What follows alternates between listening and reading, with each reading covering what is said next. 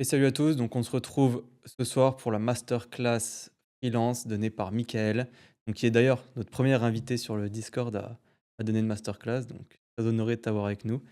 Et donc bah voilà, tu vas te présenter et donc on te laisse présenter ton sujet. C'est un sujet qui intéressait beaucoup de monde. Bah, déjà, merci Romain pour l'invitation, hein. C'est un honneur De d'être rien. le 1er, hein, je pense d'une longue lignée, je pense, vu comment tu es parti. Alors, donc, je vais commencer déjà par me présenter, ouais. J'ai des petites slides, vous allez voir, ça va être sympa. Donc moi, c'est Mickaël. Ceux qui me connaissent peut-être sur Twitter me connaissent sous le pseudo de Yamsoko. Moi, je suis freelance depuis 2019. J'ai commencé par du forfait, je vais revenir là-dessus juste après. Pour le contexte, je suis ingénieur en maths à la base, donc sur plutôt des sujets, qui touchent à l'IA. Et je suis passé en freelance, donc en régie full-time début 2023. Niveau résultat, donc la première mission, je l'ai trouvée en 1 mois, la deuxième en 10 jours et aujourd'hui, je suis à un stade où, ça tombe plus ou moins tout seul. Donc j'ai pas mal de propositions. D'ailleurs, ce matin, j'avais un entretien pour vous dire. Donc voilà. Ça s'est bien passé? Et niveau chiffres, bon là, vous avez mon dashboard Airtable à l'écran. J'avoisine les, 7 300 € de chiffre d'affaires hors taxe. Depuis que j'ai commencé, donc plus ou moins stable, vous voyez un peu l'évolution, à quoi ça ressemble. Donc comme ça, vous avez le contexte.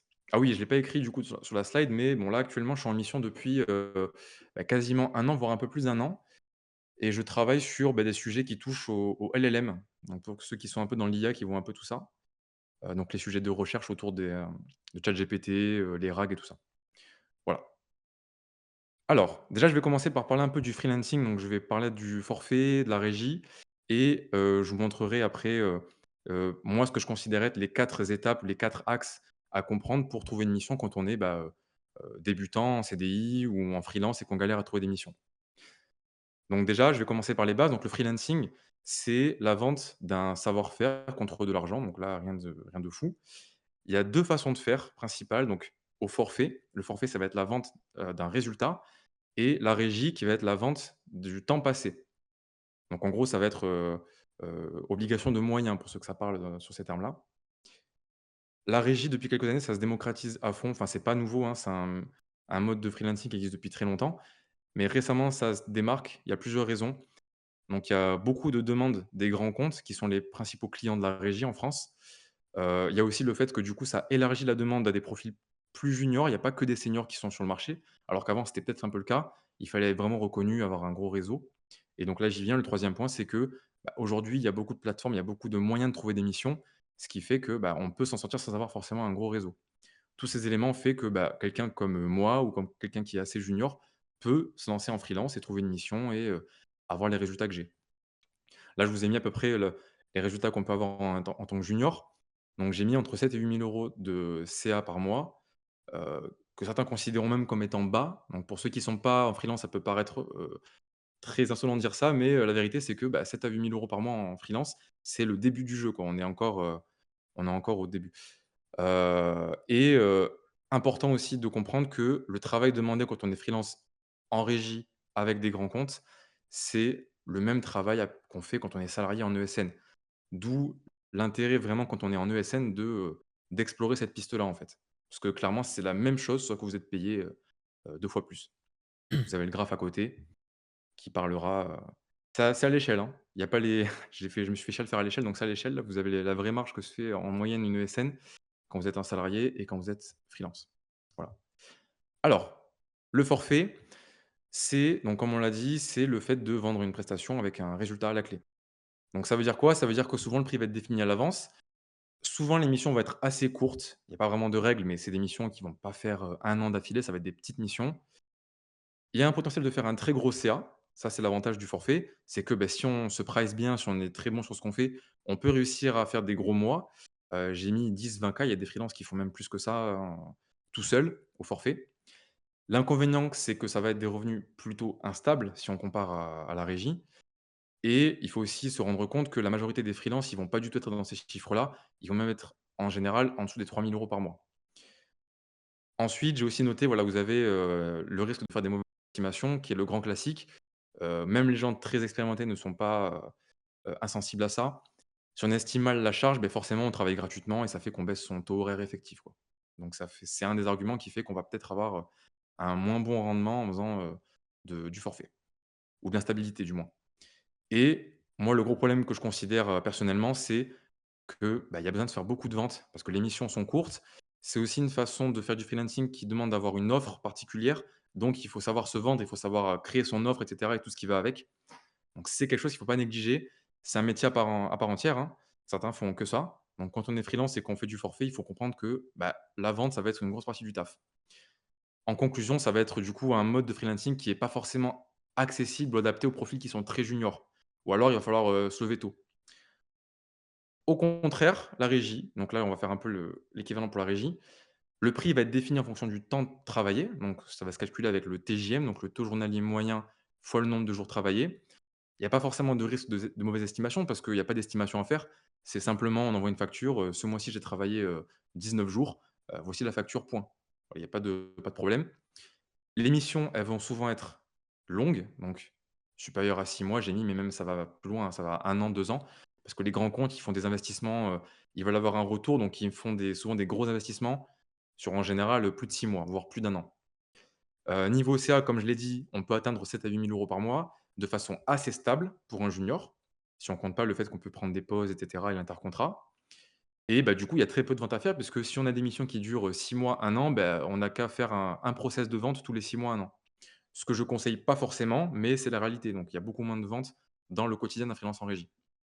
Ce qui fait qu'au final, bah, c'est plus accessible aux profils qui sont, juniors. Et bonus, on va avoir, moi c'est un peu mon cheval de bataille, c'est que les ESN, ça permet de pouvoir trouver encore plus facilement des missions. C'est ce qui rend, la régie encore plus accessible. Voilà. J'ai chopé un petit tweet là, je sais pas si Karen est là dans le call, mais tout à l'heure il a posté ça et je trouve que c'est un bon exemple. Lui aussi il fait de la régie. Il fait de la régie depuis La Réunion, donc lui, il a un peu le cas de figure un peu de rêve où il est en full remote, il fait de la régie avec un gros client, il a un bon TJM. Donc là, vous voyez qu'il est quasiment aux 100 000 € par an, avec son freelancing. C'est le genre de résultat qu'on peut obtenir, hein, c'est pas non plus des cas isolés. Par contre, il faut se rendre compte que c'est pas quelque chose qu'on va arriver à voir tout de suite. Karian, il a quand même, un passif, hein, il avait commencé très tôt à faire de l'entrepreneuriat, à faire du dev. Il a réussi à trouver du full remote. Faut pas croire que vous allez passer freelance, vous allez trouver une mission facilement en full remote sur un bon client, sur une bonne mission. Heu, la vérité, c'est que, bah, vous allez avoir des missions des fois qui vont être un peu chiantes. Peut-être que vous allez pas avoir un très gros TJM, mais au moins vous aurez votre mission. Donc voilà, il faut comprendre que je vais pas vous vendre du rêve. La régie, c'est cool, vous allez pouvoir, gagner de l'argent et cetera, mais n'ayez pas en tête que vous allez commencer à travailler depuis Bali avec votre petite MacBook Pro, sur les genoux, en sirotant un petit tropico. D'accord? Donc la réalité, ça va être surtout, heu, un travail, classique de développeur si vous êtes dev, sauf que vous allez avoir un cadre qui va être différent du CDI.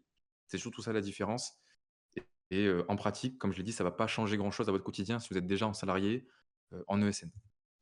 Voilà. Rapidement, les erreurs que font beaucoup de débutants, donc ils s'éparpillent, ils ont pas vraiment de process, ils font pas vraiment d'analyse du marché. Voilà, il y a plein de points, voilà, je vais pas tout aborder, mais voilà. Il y a pas de stratégie en gros. Il y a pas vraiment de on se pose, on analyse le marché, on comprend ce qui marche pas, on se positionne et on fait un plan par rapport à ça. C'est un peu ce qui manque. C'est lié à beaucoup d'éléments, je ne saurais pas trop dire pourquoi. Il y a beaucoup d'ego en jeu, hein. Les devs en général, ils ont pas mal d'ego, hein. Ils ont souvent des très grosses compétences, techniques et ils vont penser que, bah, tout leur est dû. Ils vont arriver sur le marché et dire, «Bonjour, je suis freelance» sur LinkedIn et ils vont trouver des missions. La pratique, c'est pas comme ça que ça marche, quoi. Donc comment avoir des résultats? Moi, je vais vous parler surtout des ESN. Donc je vais vous parler de comment analyser le marché, comment se positionner, corriger ses lacunes, comment exploiter les ESN pour trouver des missions, parce que c'est sûrement le plus gros levier qu'on a quand on est, junior, même pour ceux qui sont plus seniors d'ailleurs. Comment préparer ses entretiens et comment avoir une routine aussi pour anticiper la suite. Parce que trouver une mission, c'est bien, mais on veut aussi pouvoir trouver les suivantes et pas repartir à zéro à chaque fois. Voilà. Donc cette longue intro est terminée. Je vais vous parler maintenant du coup du vif du sujet. Il y a 4 axes dans ce petit live. D'abord, on va parler d'analyse du marché. Ensuite, on va parler de positionnement. Ensuite, comment trouver un entretien, qui est un peu le point, je pense, qui intéresse beaucoup de gens, et comment les préparer. Et à la fin, petit bonus, on parlera un peu de création de contenu, de méthodes un peu avancées pour trouver des missions avec LinkedIn. Attends, Voilà, si, petite pause, je regarde juste que dis-moi. ça enregistre bien. Vas-y, c'est reparti. OK, donc module 1, enfin mini module 1, analyser le marché. Alors, déjà, pourquoi faire?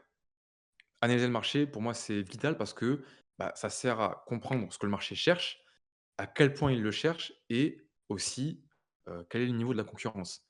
Et quand on sait ça, en fait, on a tout gagné parce qu'une fois qu'on a toutes ces informations-là, on va savoir sur quoi travailler pour corriger nos lacunes, pour voir si on est par exemple, en décalage par rapport à ce que le marché recherche. On saura si la concurrence, elle est peut-être à un niveau trop élevé par rapport à nous et si c'est peine perdue. On saura s'il va falloir faire beaucoup d'efforts de vente ou pas, si le marché est tendu ou pas. Donc c'est vraiment vital pour moi d'avoir beaucoup de data dès le début pour comprendre dans quoi on se lance. Il y a rien de pire que d'arriver sur le marché et de se dire: «Bah, attendez, moi je suis expert en» je sais pas, on va trouver une techno sombre, alors un truc, je sais pas, je suis expert en Pascal. Je sais pas si les gens connaissent Pascal ici, c'est un vieux langage. Peut-être qu'il y a un marché pour ça, mais il faut l'étudier avant, quoi. On va pas arriver, voilà, je vois Mitro qui met COBOL. Il y a peut-être une demande, mais il faut le savoir avant. Enfin, si vous voulez pas perdre votre temps, si vous considérez que votre temps a de la valeur, commencez pas à vous dire: «Bah, voilà, moi j'ai une expertise, je vais me lancer dessus, puis si je trouve pas, tant pis». Non, non. Laissez-vous un peu de marge. Si vous avez plusieurs expertises, c'est bien, vous pourrez en choisir une, celle qui est la plus adaptée au marché. Mais au début, il faut analyser. Il faut partir sans préjugés, se dire: «OK, actuellement, qu'est-ce que le marché recherche? Et à quel niveau il le recherche? Et voilà, quel est l'état des concurrents?» Alors pour savoir ça, j'en parle souvent sur Twitter. Moi, j'ai 2 sources d'informations principales. Ça va être les plateformes de freelance, donc tout ce qui va être data publique et bah, ça, c'est encore mieux, ceux qui sont sur le terrain. Parce que là, on est vraiment sur l'information, fraîche, quoi. Les gens, ils sont dedans. Petit point sur quand ce que j'appelle un marché, parce que je vais beaucoup utiliser ce terme. Les marchés en régie, je considère que c'est des intitulés de poste. En gros, le marché des développeurs Python, Django, le marché des développeurs React Native, et cetera. Voilà. Alors premièrement, exploiter les plateformes. Alors, il y en a plein de plateformes, je pense que vous le savez. Il y a un outil qui s'appelle Pilote qui bon, on pourra en parler si vous voulez à la fin. Moi, j'ai un avis mitigé par rapport à Pilote. Vous voyez qu'il y a, 70, plateformes de freelance, d'accord? Il faut comprendre que chaque plateforme elle a un intérêt particulier, chacun, a un rôle et il faut comprendre ça avant de se lancer dedans. Malte, c'est très connu dans l'écosystème freelance, mais Malte, c'est un marché très spécifique. Les gens ne s'en rendent pas compte. Il y a vraiment un gros biais sur, les TGM qui sont pratiqués, le type de missions qui sont pratiquées, les freelances qui y sont, les expertises qui y sont. Il faut comprendre ça avant de se lancer dedans et récupérer des informations. Pourquoi je dis ça? Parce que, par exemple, Malte, si vous cherchez les stats sur la demande pour n'importe quelle expertise ou sur les TGM avec Malte, vos informations, elles n'auront aucune valeur si vous faites de la régie. Ou alors elles auront très peu de valeur. Parce que c'est pas le marché de la régie, en fait. Les grands comptes, il y en a très peu qui passent par Malte. À part, Karian, qui passe par Malte, je connais aucun autre freelance en régie qui fait 100 000 € par an et qui passe par Malte, sur des grands comptes. Donc s'il y en a qui veulent me partager leur expérience, n'hésitez pas, mais en moyenne, Malte, c'est pas fait pour ça. Donc il faut comprendre que chaque plateforme, elle a son intérêt. Moi, je suis sur Freework en majorité parce que Freework, c'est la plus grosse plateforme en termes de volume, déjà, donc c'est un sacré argument pour faire des stats et bah, surtout, c'est une plateforme qui est dédiée à ça, qui fait beaucoup de missions sur des grands comptes. C'est pas que du freelancing, il y a aussi du CDI, mais voilà, c'est une des plateformes où vous aurez le plus gros volume si vous voulez analyser la demande. Moi, je vous conseille de comprendre les plateformes à quoi elles servent et choisir celle qui correspond à ce que vous voulez faire. Donc là, on parle de régie, je vous conseille Freework. Une fois que vous avez votre plateforme, il y a 2 choses à faire. La première, ça va être configurer des alertes. Ça, en gros, ça va être, d'aller faire une recherche sur un marché. Vous tapez par exemple, développeur Python, vous allez avoir les offres et vous cliquez sur le bouton pour créer une alerte par mail. Ce qui vous enverra en fait tous les jours les nouvelles annonces qui sont postées par rapport à ces mots-clés. Donc en faisant ça, vous allez pouvoir, vous faire un peu une vue d'ensemble sur le marché, en l'espace de plusieurs jours, semaines. Vous verrez chaque jour, vous allez recevoir un mail, 10 nouvelles offres, sur le Python Django, 11 nouvelles offres, 25, 70 et en faisant ça, si vous êtes carré, si vous avez un moyen de tracer ça sur un Excel ou quoi, vous allez rapidement pouvoir comprendre la tendance, en fait. Est-ce que l'offre, elle est en train de est-ce que la demande est en train de monter, descendre? Est-ce qu'elle est élevée? Est-ce qu'elle est nulle? C'est une information qui est quand même hyper utile. Et le deuxième point, ça va être d'aller, du coup, disséquer chaque annonce. Donc en gros, ça va servir à comprendre quel est le besoin précisément sur ce marché. Je vous expliquerai ça juste après, vous allez avoir des exemples. L'avantage de faire ça, donc cette approche-là, par les plateformes, c'est que vous allez avoir une information, très rapidement. Vous allez très rapidement pouvoir savoir, quels sont les technos demandés, quelles sont les contraintes sur un marché spécifique, et cetera. L'inconvénient, c'est que l'information, elle sera pas aussi fiable que quelqu'un qui est vraiment sur le marché, quelqu'un qui est vraiment développeur Python et qui va vous dire: moi je te dis, ce qui est demandé sur ce marché, c'est de savoir faire, du Pascal». OK. Donc il faut comprendre ça aussi.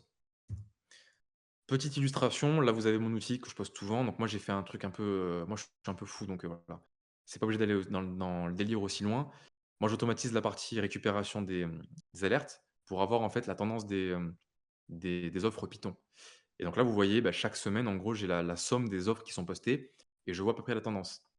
Et là, actuellement, depuis, quelques mois quand même plus de quelques mois, ça augmente, continuellement. Là, on est, au plus haut, depuis plus d'un an sur, le volume de demandes sur Python. Et je le vérifie, en pratique parce que mes demandes sur LinkedIn, elles explosent aussi en parallèle. Donc c'est aussi une information qui est utile pour savoir, par exemple, si vous voulez timer le fait de changer de mission, ce qui pourrait être mon cas actuellement, vous vous dites: «OK, là je suis dans un creux, peut-être pas le bon move de partir maintenant, donc je vais rester encore dans ma mission et dès que ça remonte, j'aurai plus de chances de trouver une mission facilement». Voilà, ça peut servir à ça. Pour la partie dissection, là je vous ai mis un exemple de comment je fais quand je chope une offre sur, Freework par exemple, qu'est-ce que je regarde et qu'est-ce que je garde dans mes notes. Donc là vous voyez, je note par exemple, que HR Team, c'est l'ESN qui a posté la mission. Je note, la durée de la mission, le TJM, l'expérience requise, la localisation, tout ça. Et ces informations-là, en fait, je vais les noter dans un outil pour pouvoir revenir après et avoir cette sorte d'historique pour faire des stats et voir ce qui revient très souvent. Là, vous voyez dans l'environnement technique, je vois du Python, du Django, API REST, Postgre. Django, il apparaît 2 fois dans l'offre. On comprend que c'est le truc central de l'offre.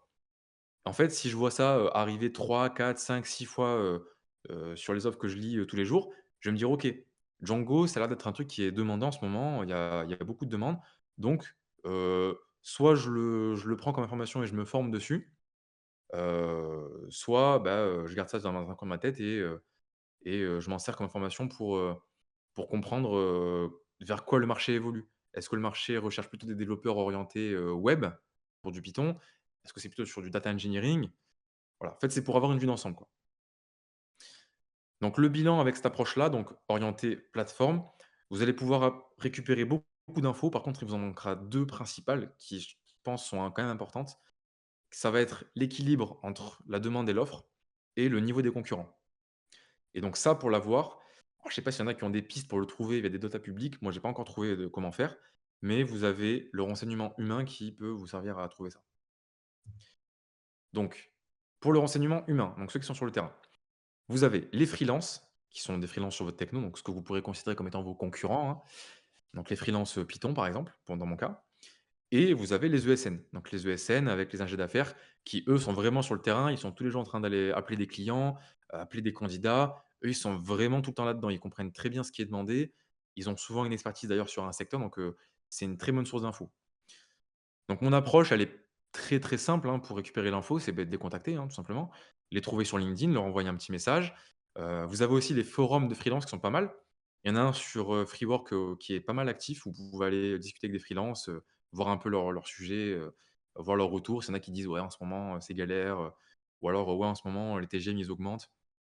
Vous avez beaucoup d'infos à trouver là-dessus aussi. Et donc n'hésitez pas à leur parler, leur poser des questions en privé ou sur les forums. Moi, c'est comme ça que j'ai eu le plus d'infos, enfin, c'est en allant parler à des gens, même sur Twitter, hein, vous allez trouver des gens qui sont freelance, vous leur demandez, «Comment tu as fait pour trouver ta mission? Comment ça se passe? Est-ce que ta mission, elle est bien? Tu as réussi à avoir quelles conditions de paiement, de télétravail?» Et ça, c'est hyper important parce que là, vous allez avoir une information vraiment d'un mec qui est sur le terrain, qui bosse actuellement, quoi. Donc il y aura pas mieux, comme info. L'inconvénient que ça a, c'est que, le volume, il va être beaucoup plus faible que, ce que je vous ai expliqué juste avant parce que, là, il va falloir parler à des gens, ils vont pas tous vous répondre. Il y a un petit lag, mais bon, ça reste suffisant pour avoir de l'info, si vous avez, 1 mois devant vous, vous allez avoir quand même pas mal d'infos en un mois. Donc là, je vous ai mis quelques questions à poser, par exemple, si vous voulez aller voir un ingénieur d'affaires. Par exemple, vous pouvez lui demander, est-ce qu'il a du mal à recruter pour, des besoins particuliers? Ça, c'est une question qui est hyper, utile parce que vous allez savoir si les concurrents sont, à un niveau, qui dépasse le vôtre. Est-ce qu'il y a peut-être des lacunes sur lesquelles vous pouvez jouer pour vous différencier? comprendre en fait quel est le niveau des candidats en fait, comprendre, l'état du marché. Donc là, on entre dans ce que je vous ai dit qui manquait dans la partie d'avant, c'est l'équilibre entre l'offre et la demande. Si vous demandez à un commercial, est-ce qu'il a du mal à recruter et qu'il vous dit: «Ouais, j'ai aucun candidat qui est au niveau, ils savent pas coder, ils sont trop nuls», là vous dites: «OK, donc moi je vais arriver avec mon bon niveau en code ou avec un niveau supérieur à mes concurrents et je vais pouvoir me démarquer». Donc ça, c'est hyper important de le savoir aussi. Donc je passe sur la suite parce qu'il y a beaucoup de trucs en vrai, je pense que je vais pas pouvoir tout faire en 1 heure sinon. Mais bon, si vous avez des questions sur tout ça, on en reparlera, à la fin. Voilà. Petite astuce rapide là pour, bon je pense peut-être que vous la connaissez. Si vous voulez trouver le mail de quelqu'un, pour pas avoir la limite sur LinkedIn des 10 messages ou 20 messages par mois, vous pouvez passer par un outil comme Hunter. Donc Hunter, vous rentrez le nom de la personne et son entreprise et vous pouvez trouver son mail pro. Donc comme ça, vous pouvez envoyer autant de mails que vous voulez et c'est assez pratique. Et vous avez aussi un meilleur taux de réponse en général par mail que par LinkedIn. Donc voilà pour ce petit tips. Module 2, ah j'étais un peu vite, hein, désolé là j'essaie de pas trop prendre de temps sinon, Non, non, ça va t'inquiète, prendre trop de t'inquiète. temps. Module 2, on va parler du positionnement. Donc là, on considère qu'on a l'information sur le marché. On sait ce qui est demandé, on connaît, bah, là je vous ai mis à l'écran, on connaît la typologie de mission qui a le plus de demandes, on connaît l'expertise qui est la plus recherchée, les TJM, les facteurs différenciants, les contraintes et avec tout ça, vous allez pouvoir créer ce que j'appelle le positionnement théoriquement optimal. En gros, c'est, le freelance idéal, c'est le mec qui a tous ces critères-là, il les remplit. C'est un mec, en gros, vous le mettez sur le marché, il trouve une mission, instant, en théorie. C'est le mec, il est pile au bon tarif, il sait pile ce qu'il faut savoir pour le marché. Enfin, il a tout ce qu'il faut, en gros, tout ce qui est recherché par le marché. Vous, votre but, ça va être de vous rapprocher de ce positionnement-là le plus possible avec, bah, ce que vous avez, comme compétences actuellement, quoi et ce que vous avez comme temps devant vous pour vous former.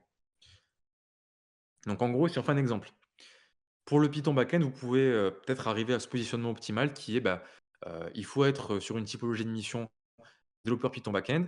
Il faut avoir une expertise Python avec 2 ans d'XP, savoir faire du Docker, des ETL, faire du Kubernetes, avoir un TJM entre temps et temps, être dispo pour faire, de l'hybride et avoir une expérience, dans l'aérospatial. Voilà, ça peut être un facteur différenciant. Sachant que comme je le mets en note, ça peut évoluer, hein, c'est pas gravé dans le marbre, vous allez constamment faire de l'analyse du marché et affiner au fur et à mesure pour comprendre ce que le marché recherche. Et après vous allez faire le point avec ce que vous avez comme positionnement actuellement et vous pouvez arriver à un truc comme ça. Donc vous pouvez arriver à donc le typologie de mission, c'est OK. Expertise proposée, vous pouvez vous dire: «Ah, c'est moi j'ai pas 2 ans, j'ai que 6 mois». Donc ça, c'est un des points qui va me manquer par rapport à ce que le demande le marché et il me manque, Kubernetes. OK, pour tout le reste, c'est OK. Donc ça veut dire quoi? Ça veut dire que moi, en gros, je vois ça. Si je veux avoir un positionnement optimal, si je veux pas galérer à trouver une mission, il faut que je travaille là-dessus. Sinon, bah, je vais forcément devoir faire plus d'efforts que les concurrents si je veux trouver une mission. Donc la suite logique, c'est quoi? Bah, c'est travailler sur une expérience en Python et me former, à K8S. Donc c'est ce que je vous mets là. Si vous n'avez pas le niveau ou que ça soit peut-être que c'est pas, vous avez pas un profil cohérent avec les contraintes du marché par rapport à la localisation, ça peut être plein d'arguments, en fait. Tous ces points-là qui sont en décalage avec le positionnement optimal, faut les lister. Il faut comprendre que si vous ne les résolvez pas, ça va être plus compliqué pour vous. Donc vous pouvez vous dire: «C'est pas grave, moi je veux garder mon positionnement, je veux garder le full remote, je veux absolument avoir le full remote, j'ai pas envie de me former à K8S». OK, mais maintenant vous savez que ça va être un poids pour vous, que ça va être plus compliqué de trouver une mission.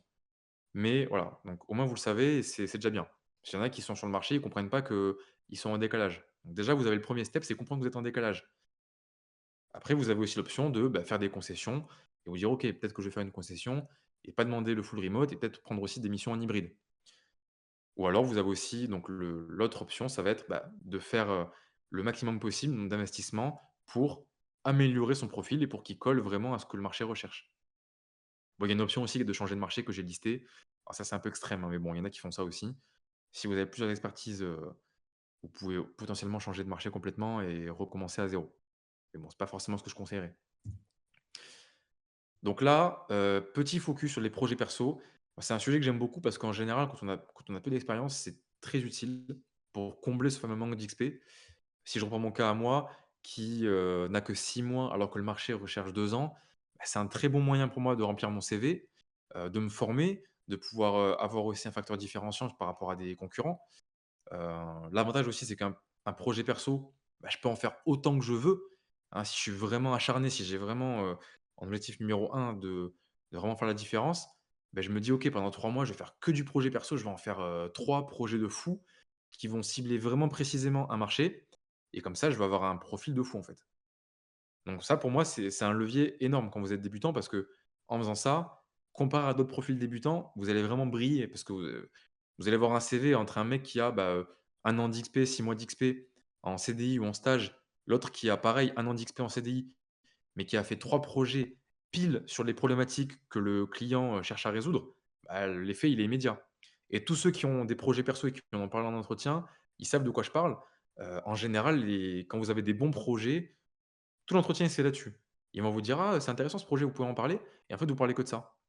Donc voilà, il y a que du bon à faire des projets perso. Si vous avez le temps, si vous avez peu d'expérience, c'est le premier truc à faire. N'essayez pas de faire des trucs, de déménager ou de faire des trucs un peu farfelus.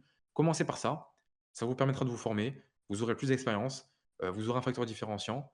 Donc clairement, en plus, vous avez le contrôle, vous pouvez en faire autant que vous voulez. Donc c'est le plus gros levier, je pense, quand vous avez un positionnement, en décalage par rapport au marché. Ensuite, donc là, je vais pas le détailler parce que c'est assez loin et j'en ai parlé beaucoup sur Twitter, c'est le CV. Quand vous avez un bon positionnement, c'est très bien, mais il faut le concrétiser sur quelque chose, en fait. Parce que là, c'est juste un concept. Donc votre CV, ça va être le support de ce positionnement. Il faut vraiment avoir un bon CV qui fait transparaître tout ça pour que, le recruteur ou votre prospect, quand il voit votre CV, il comprend tout de suite tout ça. Il comprend: «Ah oui, d'accord, donc Michael, il est vraiment bien positionné sur, du développement back-end, sur du Python, il a une expérience dans l'aéronautique» et cetera. Donc c'est pour ça que c'est important de faire un bon CV par rapport à ça.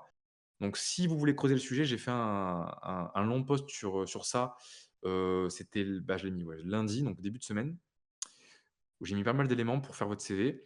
Allez creuser ça, ça peut être un bon moyen d'avoir une action que vous pouvez mettre en place, tout de suite et c'est vraiment important, il ne faut pas le négliger, hein.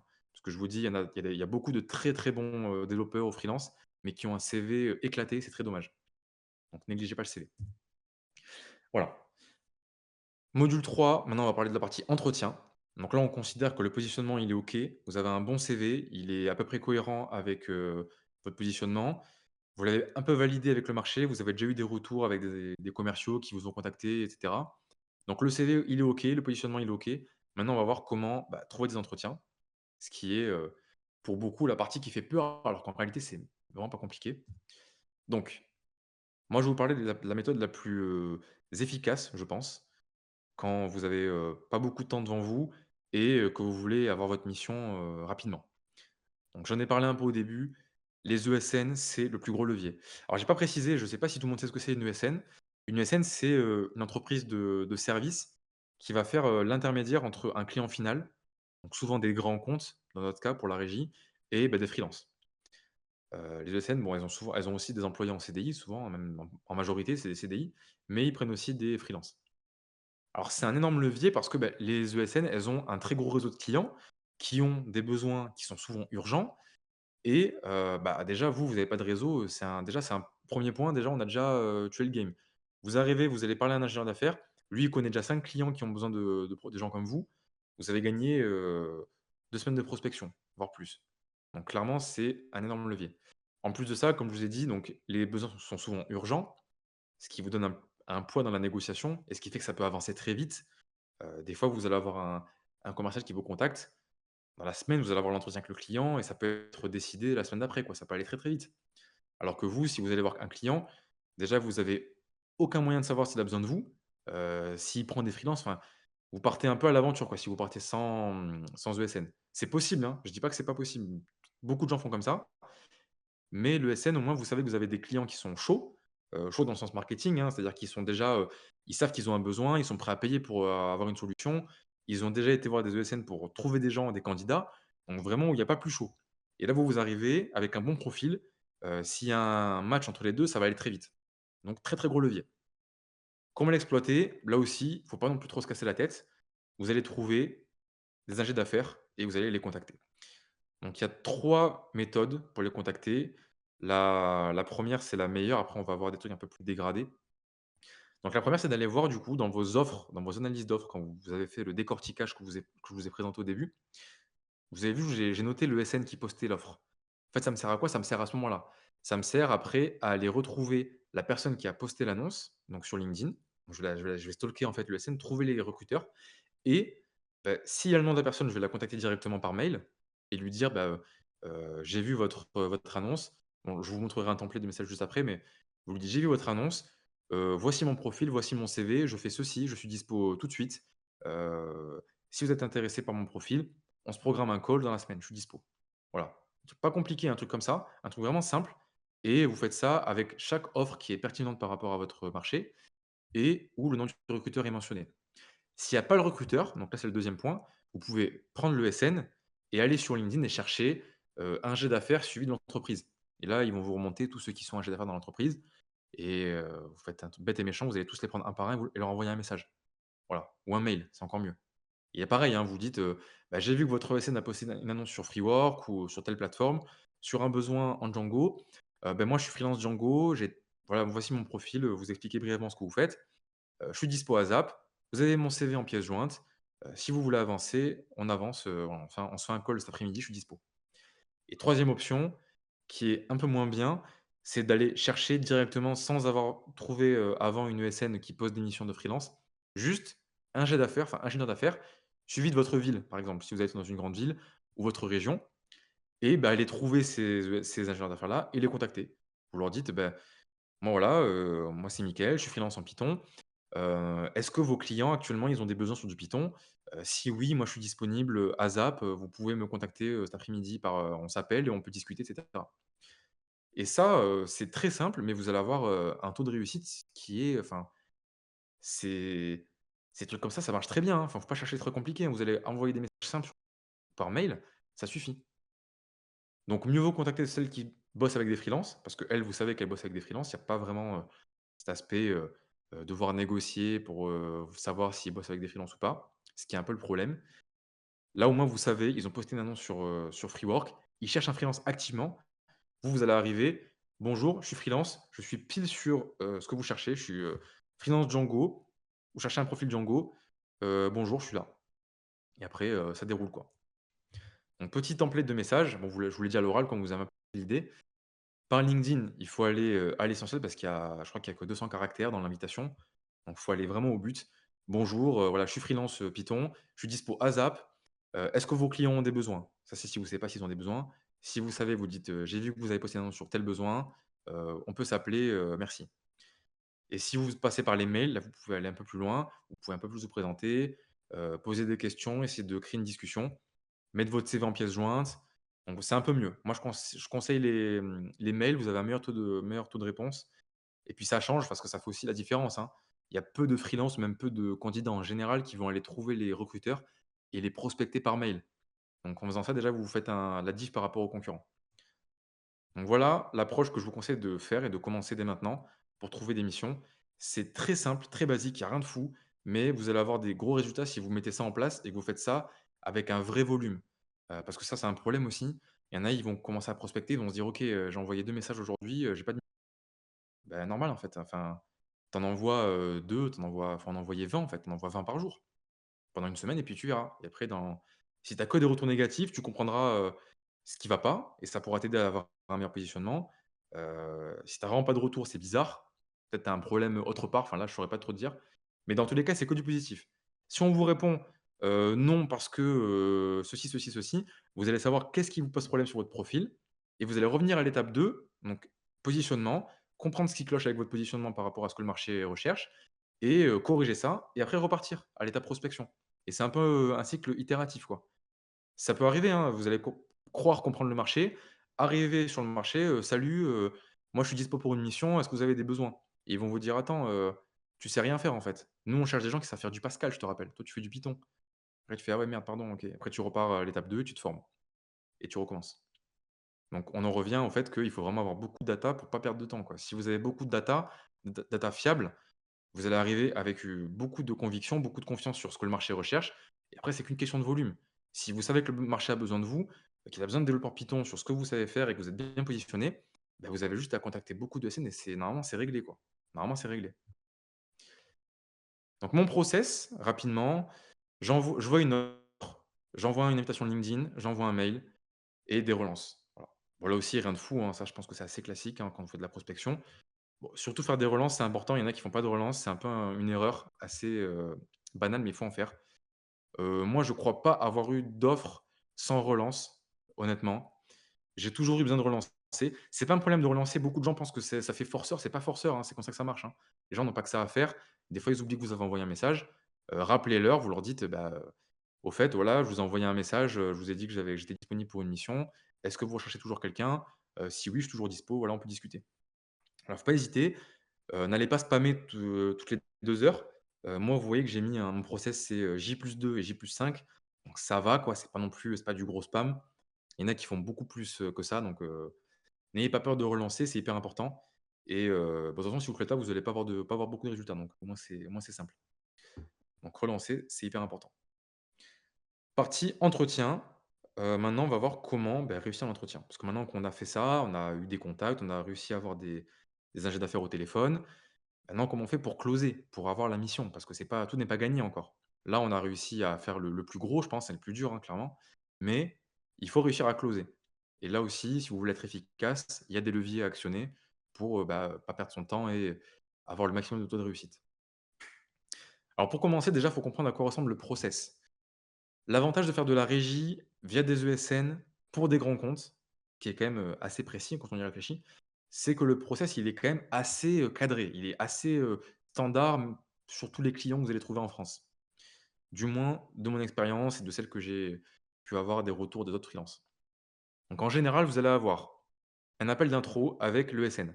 Donc ça, c'est après le mail. Vous allez envoyer un mail à un recruteur, vous lui dites, «J'ai vu une offre sur Freework, moi je suis dispo, si vous voulez cet après-midi, on se fait un call de 1/2 heure». OK, ou de 15 minutes.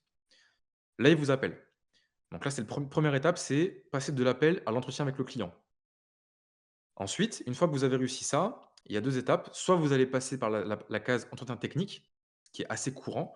Donc, en gros, c'est pour vérifier qu'ils envoient pas, à un de leurs clients un branque, un mec qui est genre un mec qui sait pas faire, ce qu'il dit, quoi. Parce que je pense que vous savez très bien que souvent les recruteurs ne sont pas experts en technique, donc ils savent pas forcément juger si vous êtes vraiment bon sur votre domaine. Donc quelle étape? Entretien technique ou alors des fois si vous êtes très, très bon, si vous avez une très bonne éloquence, vous êtes très convaincant, vous pouvez passer directement à l'étape entretien client. Donc entretien client, ça va être, du coup, avec votre recruteur, donc avec votre ingénieur d'affaires de l'ESN et le client quoi, le prospect qui a contacté l'ESN. Ici, il y a plusieurs process différents. Vous pouvez avoir le process où vous avez un entretien et une offre, qui est le process hyper, rapide que tout le monde aimerait avoir. Moi, je l'ai eu qu'une seule fois, j'étais content. Donc un entretien, une offre, c'était réglé en 10 jours.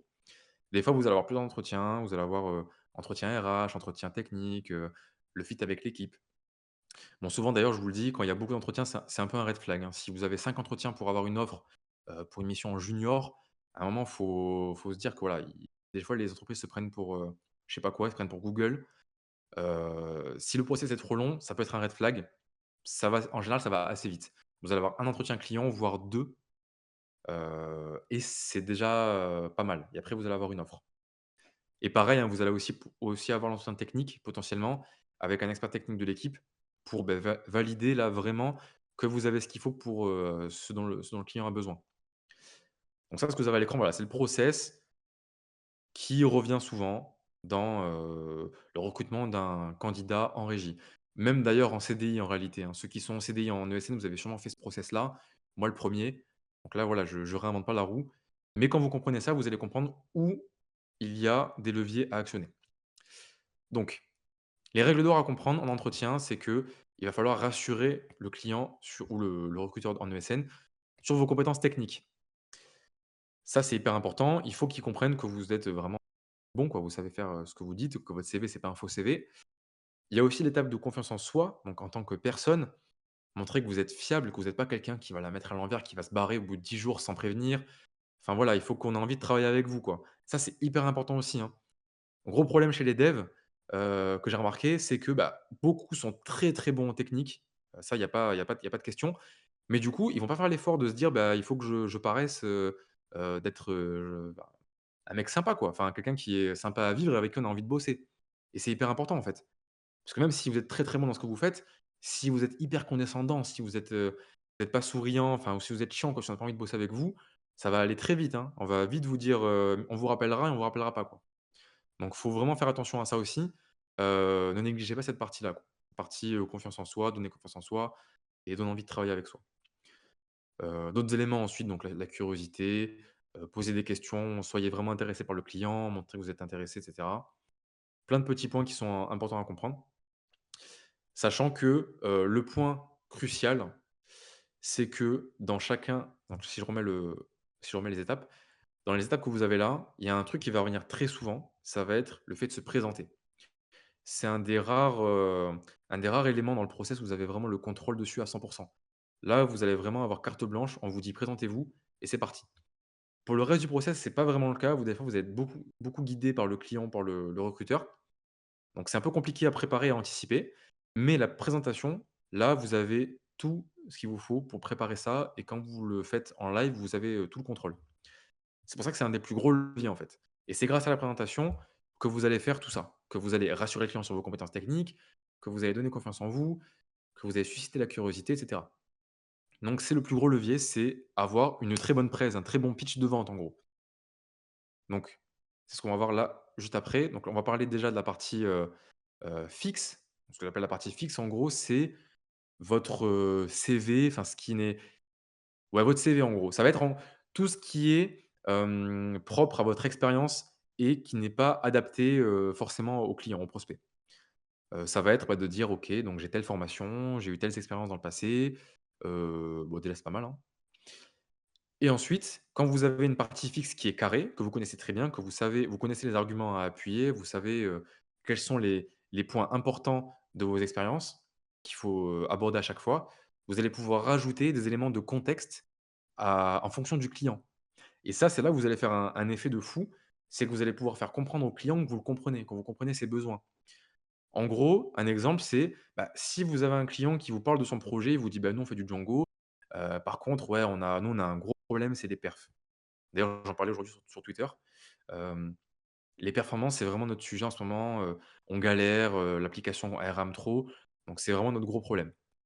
Vous, ce que vous allez pouvoir faire, c'est intégrer cette information-là à votre script, à la partie fixe et par exemple, bah, après, il faut pas mentir non plus, mais si vous avez une expérience sur Django qui a nécessité de faire des choses, en lien avec la perf de l'application, beh, là, il faut l'appuyer vraiment à fond et faire comprendre au prospect que vous parlez de ça parce que vous avez compris sa problématique et là, il va se sentir compris et je pense que je vous apprends rien si je vous dis qu'il faut absolument se sentir compris par quelqu'un pour, avoir confiance. Enfin, c'est plutôt l'inverse qui est vrai. Je sais pas si enfin si, c'est quand même important. Il faut que la personne en face de vous, elle ait confiance en vous et si elle se sent compris dans ses problèmes, vous allez gagner beaucoup de points. Donc je rappelle, il faut pas non plus mentir, hein. Il faut dire des choses, réelles par rapport à ce que vous avez fait. De toute façon, ils le verront si vous mentez, ça sert à rien. Donc voilà, ajouter du contexte à chaque fois. Pour avoir les informations sur, bah, là je vous ai parlé plus sur les perfs, ça peut être d'autres éléments. Pour avoir ces éléments-là de contexte par rapport aux clients, à leurs projets, à leurs problématiques et cetera, vous pouvez aller soit demander à l'ingé d'affaires, parce qu'il peut avoir plein d'éléments sur le client, sur les besoins passés, sur les missions actuelles et cetera. Et vous allez aussi peut-être avoir la fiche de poste. Vous avez Glassdoor qui répertorie des questions d'entretien, qui répertorie aussi, des retours d'employés qui vont peut-être avoir des éléments intéressants à aborder dans l'entretien. Et vous avez aussi peut-être des recherches à faire si vous trouvez le site du client. Peut-être qu'il y a des éléments à retrouver dessus. Voilà, donc beaucoup répéter. Ah, je vois que ça lag. Est-ce que ça lag pour tout le monde? Peut-être Non, que non, j'ai des c'est juste, le début d'un mot, genre, mais c'est OK, je vais essayer de me rapprocher du micro. Si c'est vraiment incompréhensible, non, non, spammez non, dans le ça chat. t'inquiète, c'est vraiment, 2 syllabes, là. OK, OK, OK. Bon, je vais essayer d'articuler et de parler plus fort. Donc pour finir, donc voilà, il faut beaucoup répéter, très important. Vous avez le contrôle là-dessus, donc profitez-en et aussi important, listez les questions potentielles qu'on peut vous poser. Ça, c'est un vrai cheat code, hein. Ce que vous pouvez faire, c'est prendre votre script et le répéter, soit tout seul, soit avec un pote ou j'en sais rien et lui demander quelles questions il a envie de vous poser. C'est quoi les trucs qui le rendent curieux, qu'il a envie de savoir? Vous faites une liste et toutes ces questions-là, vous préparez une réponse béton de fou, en fait. Comme ça devient un levier. Pour beaucoup, ça peut être une faille et ça peut les mettre dans l'embarras et les faire, paniquer et ça peut être aussi un énorme levier parce que vous, si vous avez des questions que vous voulez provoquer chez le client et où vous avez une réponse de fou à proposer, bah, l'effet, il va être énorme parce que le client, il va essayer peut-être de vous piéger, il va dire: «Ah, vous avez parlé de ça, dites-moi en plus sur, cette expérience-là». Et là, vous lui faites une réponse béton, vous êtes préparé en avance. Là, voilà, l'effet, il est immédiat. Next, pendant l'entretien, voilà, quelques règles, soyez actifs, écoutez vraiment ce qu'on vous raconte sur les problématiques du client. Comme je vous ai dit, ça vous servira à mettre du contexte dans ce que vous allez dire dans votre presse, donc c'est hyper important. Posez des questions ciblées, comme ça il va comprendre qu'il est écouté, que vous comprenez ses problèmes. Ça montre aussi que vous êtes mature par rapport à ce que vous faites, que vous comprenez les enjeux. Donc c'est très important d'être, hyper, actif dans votre écoute. Notez tout et cetera et anticipez les questions que vous auriez pu louper en fonction de ce que va vous dire le prospect. Peut-être qu'il y a des éléments qui vont apparaître que pendant l'entretien en live. Il va falloir, potentiellement, être prêt à les aborder tout de suite. Donc voilà. J'en ai fini pour la partie entretien, ouais, je pense que j'ai abordé tous les points importants. Bon, de toute façon, vous me poserez vos questions à la fin. Ouais, je suis à peu près dans les temps, ça va, hein? J'avais dit 1 heure. Maintenant, on va passer sur la partie création de contenu. Donc là, je pense c'est un peu avancé. Là, pour ceux qui sont juniors dans le chat, là, ceux qui sont, soit en CDI, qui sont un peu juniors ou qui veulent se lancer, qui avaient peu d'éléments sur le freelancing, qui étaient vraiment un peu largués. Là, déjà, vous pouvez vous arrêter là, vous avez tout ce qu'il faut, hein. Clairement, je vous le dis, il y a pas besoin d'aller chercher des trucs compliqués. Vous avez tout ce qu'il faut pour commencer, à vous positionner, à comprendre ce que le marché recherche, faire de la prospection. Vous avez vraiment tout ce qu'il faut. Ça sert à rien de vous compliquer la vie. Appliquez ce que j'ai expliqué aujourd'hui là, pendant 1 mois. Même 1 mois, c'est beaucoup, vous aurez des résultats avant, je pense. Appliquez ça à fond pendant 1 mois et si vraiment ça marche pas, remettez-vous en question, peut-être, contactez d'autres freelances ou même envoyez-moi un message sur Twitter ou quoi, pour voir s'il y a des gros soucis, peut-être, un peu inédits que j'aurais jamais pu anticiper. Mais là, déjà, vous avez, tout ce qu'il faut. Là, clairement, vous avez tout ce qu'il faut. Pour ceux qui sont déjà freelance peut-être, qui ont, déjà des missions, mais qui aimeraient avoir un autre process pour trouver des clients, peut-être un peu plus, «passif» entre guillemets ou peut-être un plus long terme, on va dire. Parce que là, tout ce qu'on a vu, ça repose sur la prospection. Ça demande quand même un travail, actif tout le temps, même si avec le temps, vous allez peut-être être, plus à l'aise et mieux savoir vous vendre et avoir un meilleur taux de réussite. Ça reste un effort à faire. Le step suivant, c'est d'avoir un système qui vous ramène des leads tout seul et c'est là que la création de contenu entre en jeu. Donc là, on va parler de LinkedIn. Alors, je sais pas, je pense qu'il y en a quelques-uns peut-être qui me suivent sur LinkedIn. Moi, j'ai commencé assez récemment. C'est, un levier énorme. LinkedIn, c'est un levier énorme pour plusieurs raisons. Voilà, je vous ai mis mes stats, hein, je flex, à moitié parce que c'est pas non plus des stats de fou, mais vous allez avoir au moins un exemple en pratique de ce que ça donne. Moi, j'ai commencé à poster, vous voyez donc c'était il y a 1 semaine, hein. J'ai fait un post il y a 1 semaine. Bon, il faut aussi savoir que quand j'ai commencé, j'avais déjà, 700 abonnés. Je pense que pas mal d'entre vous aussi, si vous êtes dev, vous avez déjà un réseau avec quelques personnes déjà, même si vous postez pas de contenu, parce que vous avez vos anciens collègues ou j'en sais rien ou des recruteurs. Donc déjà, on part pas de zéro. C'est déjà un point important. Quand vous postez sur LinkedIn, contrairement à d'autres réseaux sociaux, il y a un immense effet de réseau qui se fait. Bon, c'est un peu le principe. C'est que, si quelqu'un like, ça partage. Si quelqu'un met un commentaire, ça partage. Et en plus de ça, les gens sur le réseau sont hyper qualifiés. Contrairement à LinkedIn, Twitter, pardon. Twitter, si je fais des posts pour trouver des missions en régie, il faut que je me lève très tôt, hein. Parce que bon, peut-être que je vais en trouver une, mais clairement, les gens sont pas là pour ça. Donc il faut comprendre ça aussi. Chaque réseau a, son public et LinkedIn, c'est un réseau qui, pullule de recruteurs. Enfin, c'est leur territoire, hein. On arrive sur LinkedIn, il y a 90 c'est des recruteurs et des gens qui mettent des selfies. Bon, je taquine un peu là, j'ai vu qu'il y avait, Ena qui est passé un moment. Bon, il y a des méta Twitter LinkedIn, c'est un peu un monde à part, hein, faut comprendre ça. Mais il y a quand même un monde, heu, où vous pouvez trouver des missions assez facilement en créant du contenu. Donc moi, en gros, si je vous fais mon petit récap sur la semaine, 12 000 impressions, bon ça en vrai on s'en fout du nombre d'impressions, 120 abonnés, 7 prises de contact, c'est ça surtout, hein, qu'il faut retenir. 7 prises de contact. J'ai mis hors spam parce que tous ceux qui sont devs savent qu'on se fait spammer à longueur de journée par des messages, pas du tout ciblés, qui servent à rien. Là, j'ai eu 7 prises de contact suite à ces posts et là, du coup, j'ai eu un entretien ce matin pour une mission, pour vous dire. Hop, c'est vraiment très frais. C'est hyper efficace. Alors c'est vraiment, j'appuie là-dessus vraiment parce que mes posts, j'ai pas encore adopté une approche qui est vraiment, orientée vente par respect pour mon client actuel parce que Bon là, maintenant, il est au courant, mais quand j'ai commencé à poster, j'avais pas encore annoncé que j'allais partir. Donc j'allais pas commencer à faire des posts, «Ouais, si vous voulez bosser avec moi, envoyez-moi un message privé» et cetera.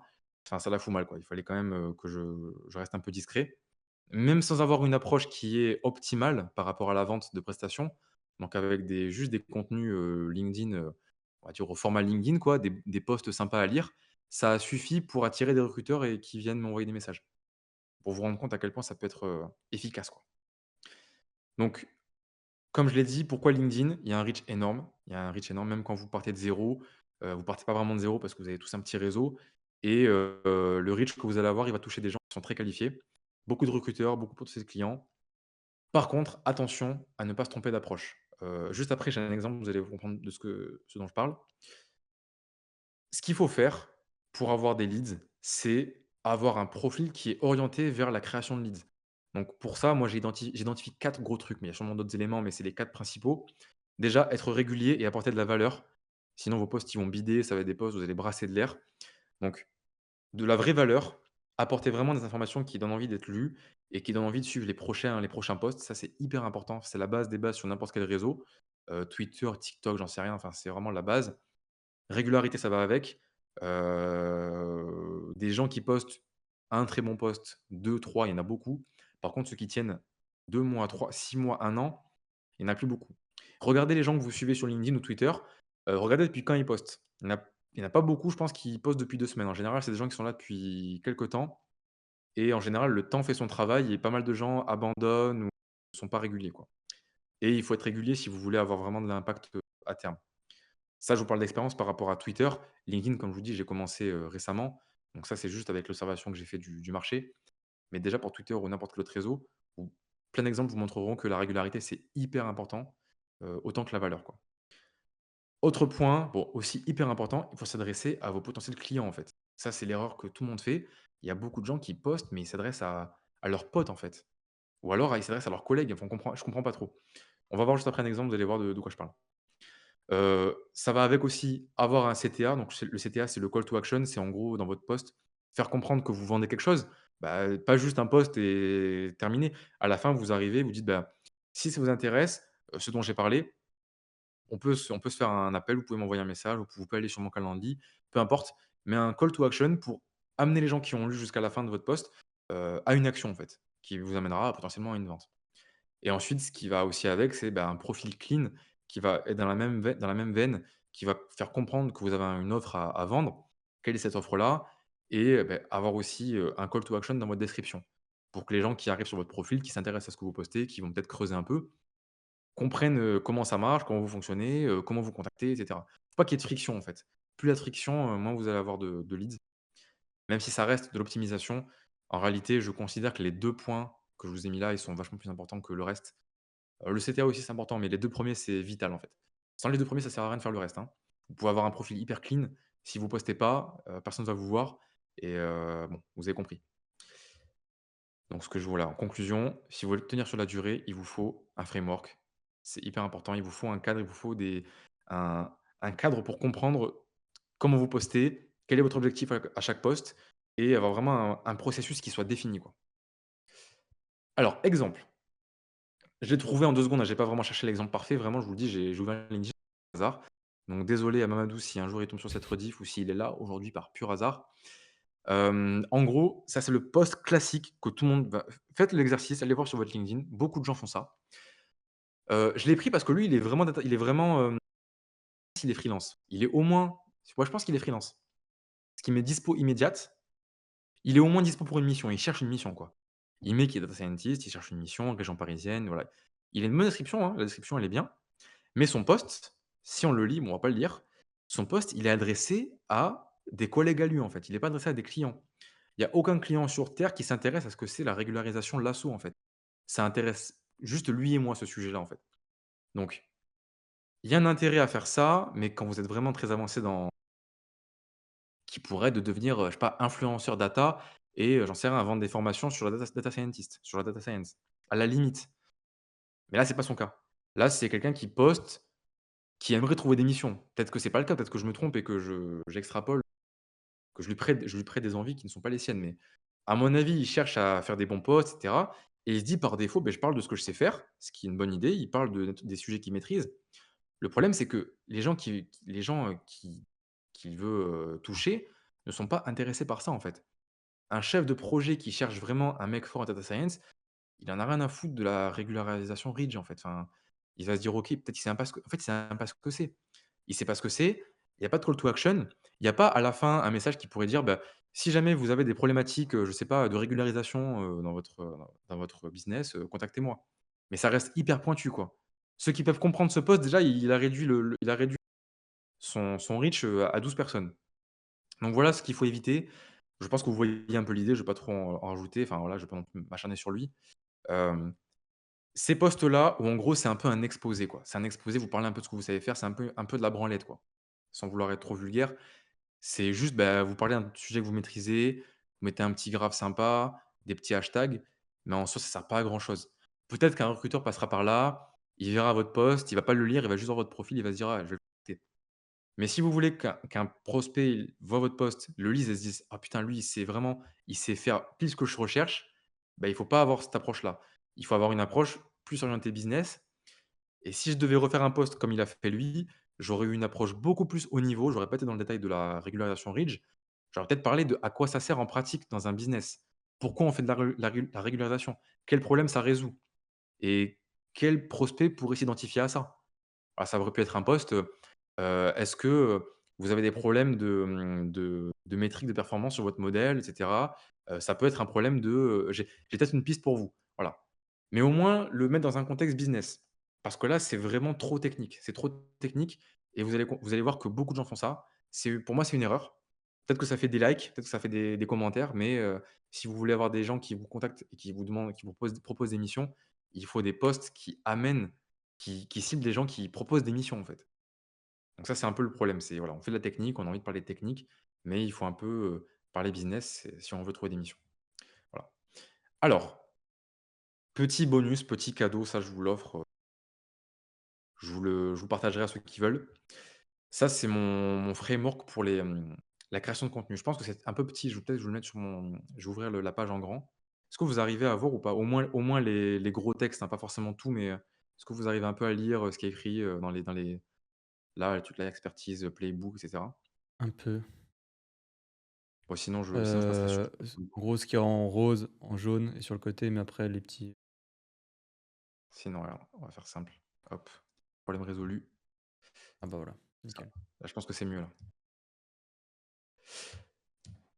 Du coup là, ce que je vous montre à l'écran, c'est, mon framework. Bon, je l'ai pas créé de toutes pièces, hein, je me suis inspiré de beaucoup de gens.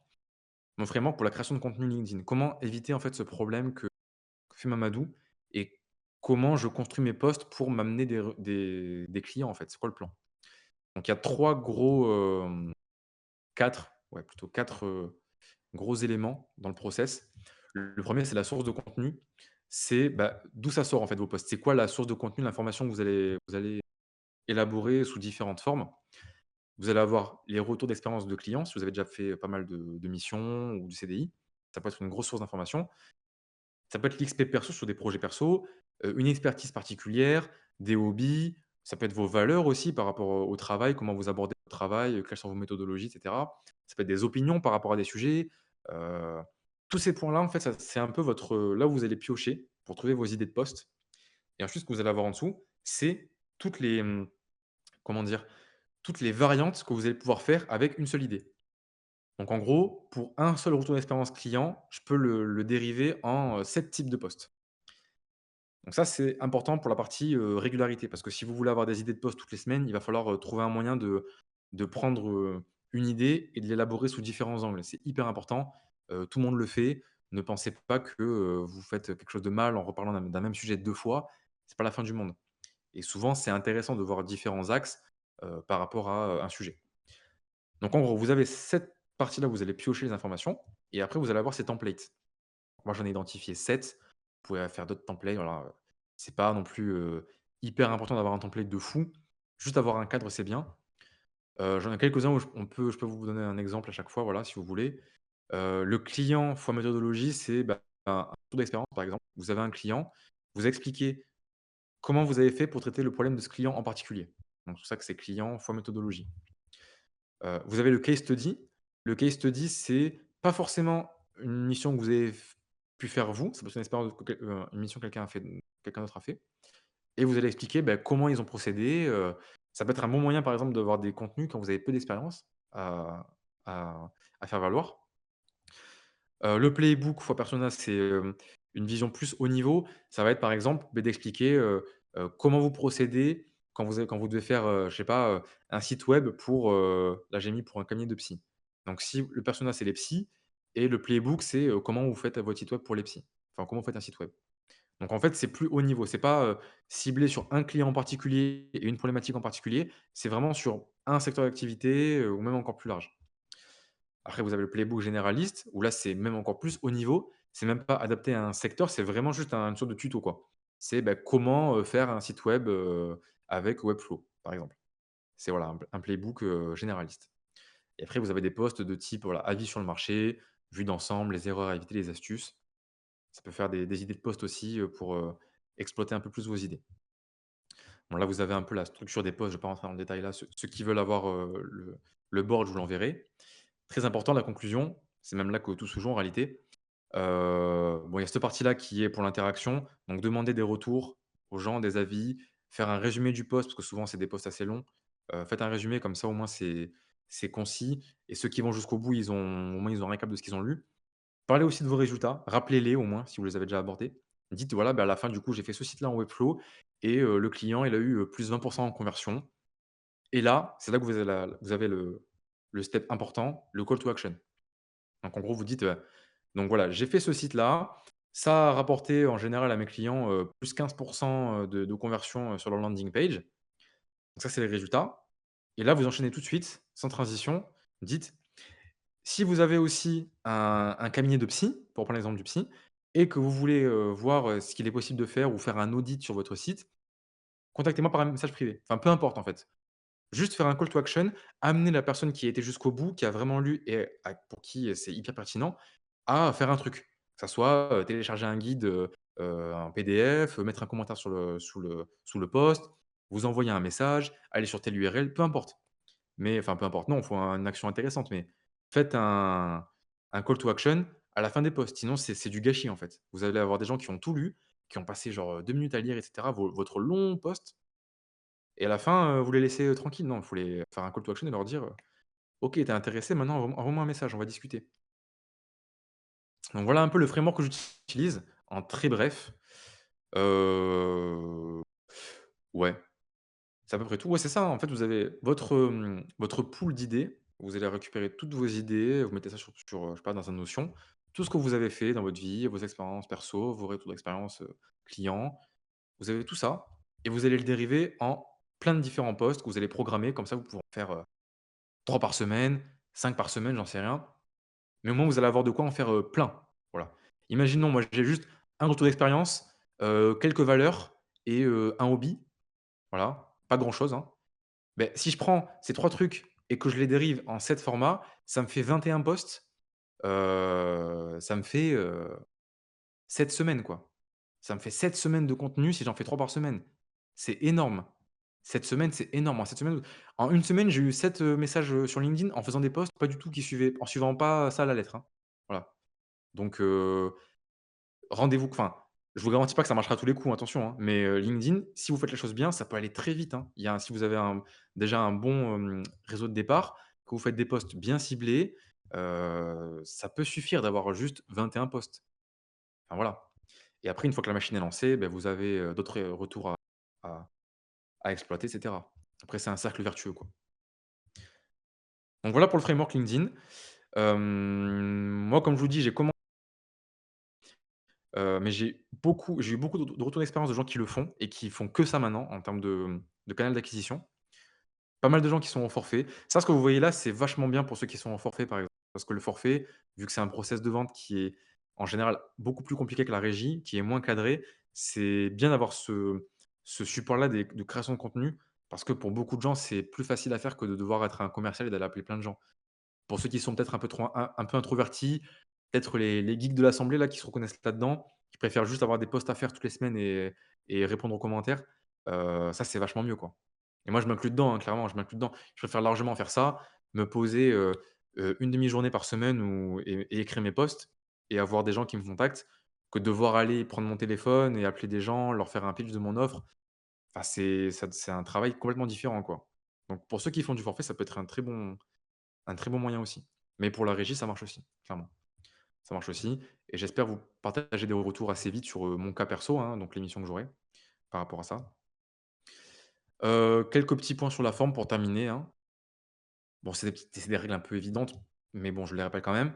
Sur la forme de vos posts, privilégiez des phrases courtes, mettez du visuel, des photos, des carousels, des trucs comme ça, des infographies. C'est important pour attirer l'œil, pour que les gens arrêtent de scroller et lisent votre post. Aérez vos posts, mettez des bullet points, divisez ça en plusieurs sections. Enfin voilà, c'est, avoir un post parce que souvent il faut faire des posts assez longs si vous voulez avoir beaucoup de valeur et attirer des gens, qualifiés. Donc si vous faites un post long, il faut aussi qu'il soit, lisible et qu'on n'ait pas envie de se barrer au bout de 2 lignes. Donc inspirez-vous des gens que vous suivez déjà peut-être, qui font des posts, sûrement très, très bien sur le format et comprenez comment l'adapter à ce que vous voulez raconter. Comme ça, c'est, heu, c'est un moyen en fait d'avoir, heu, un taux de conversion, si on peut appeler ça comme ça, plus élevé.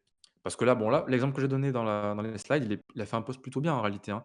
Je trouve qu'il est assez aéré, il a mis des emojis, il a mis des petites, il a mis du gras et cetera.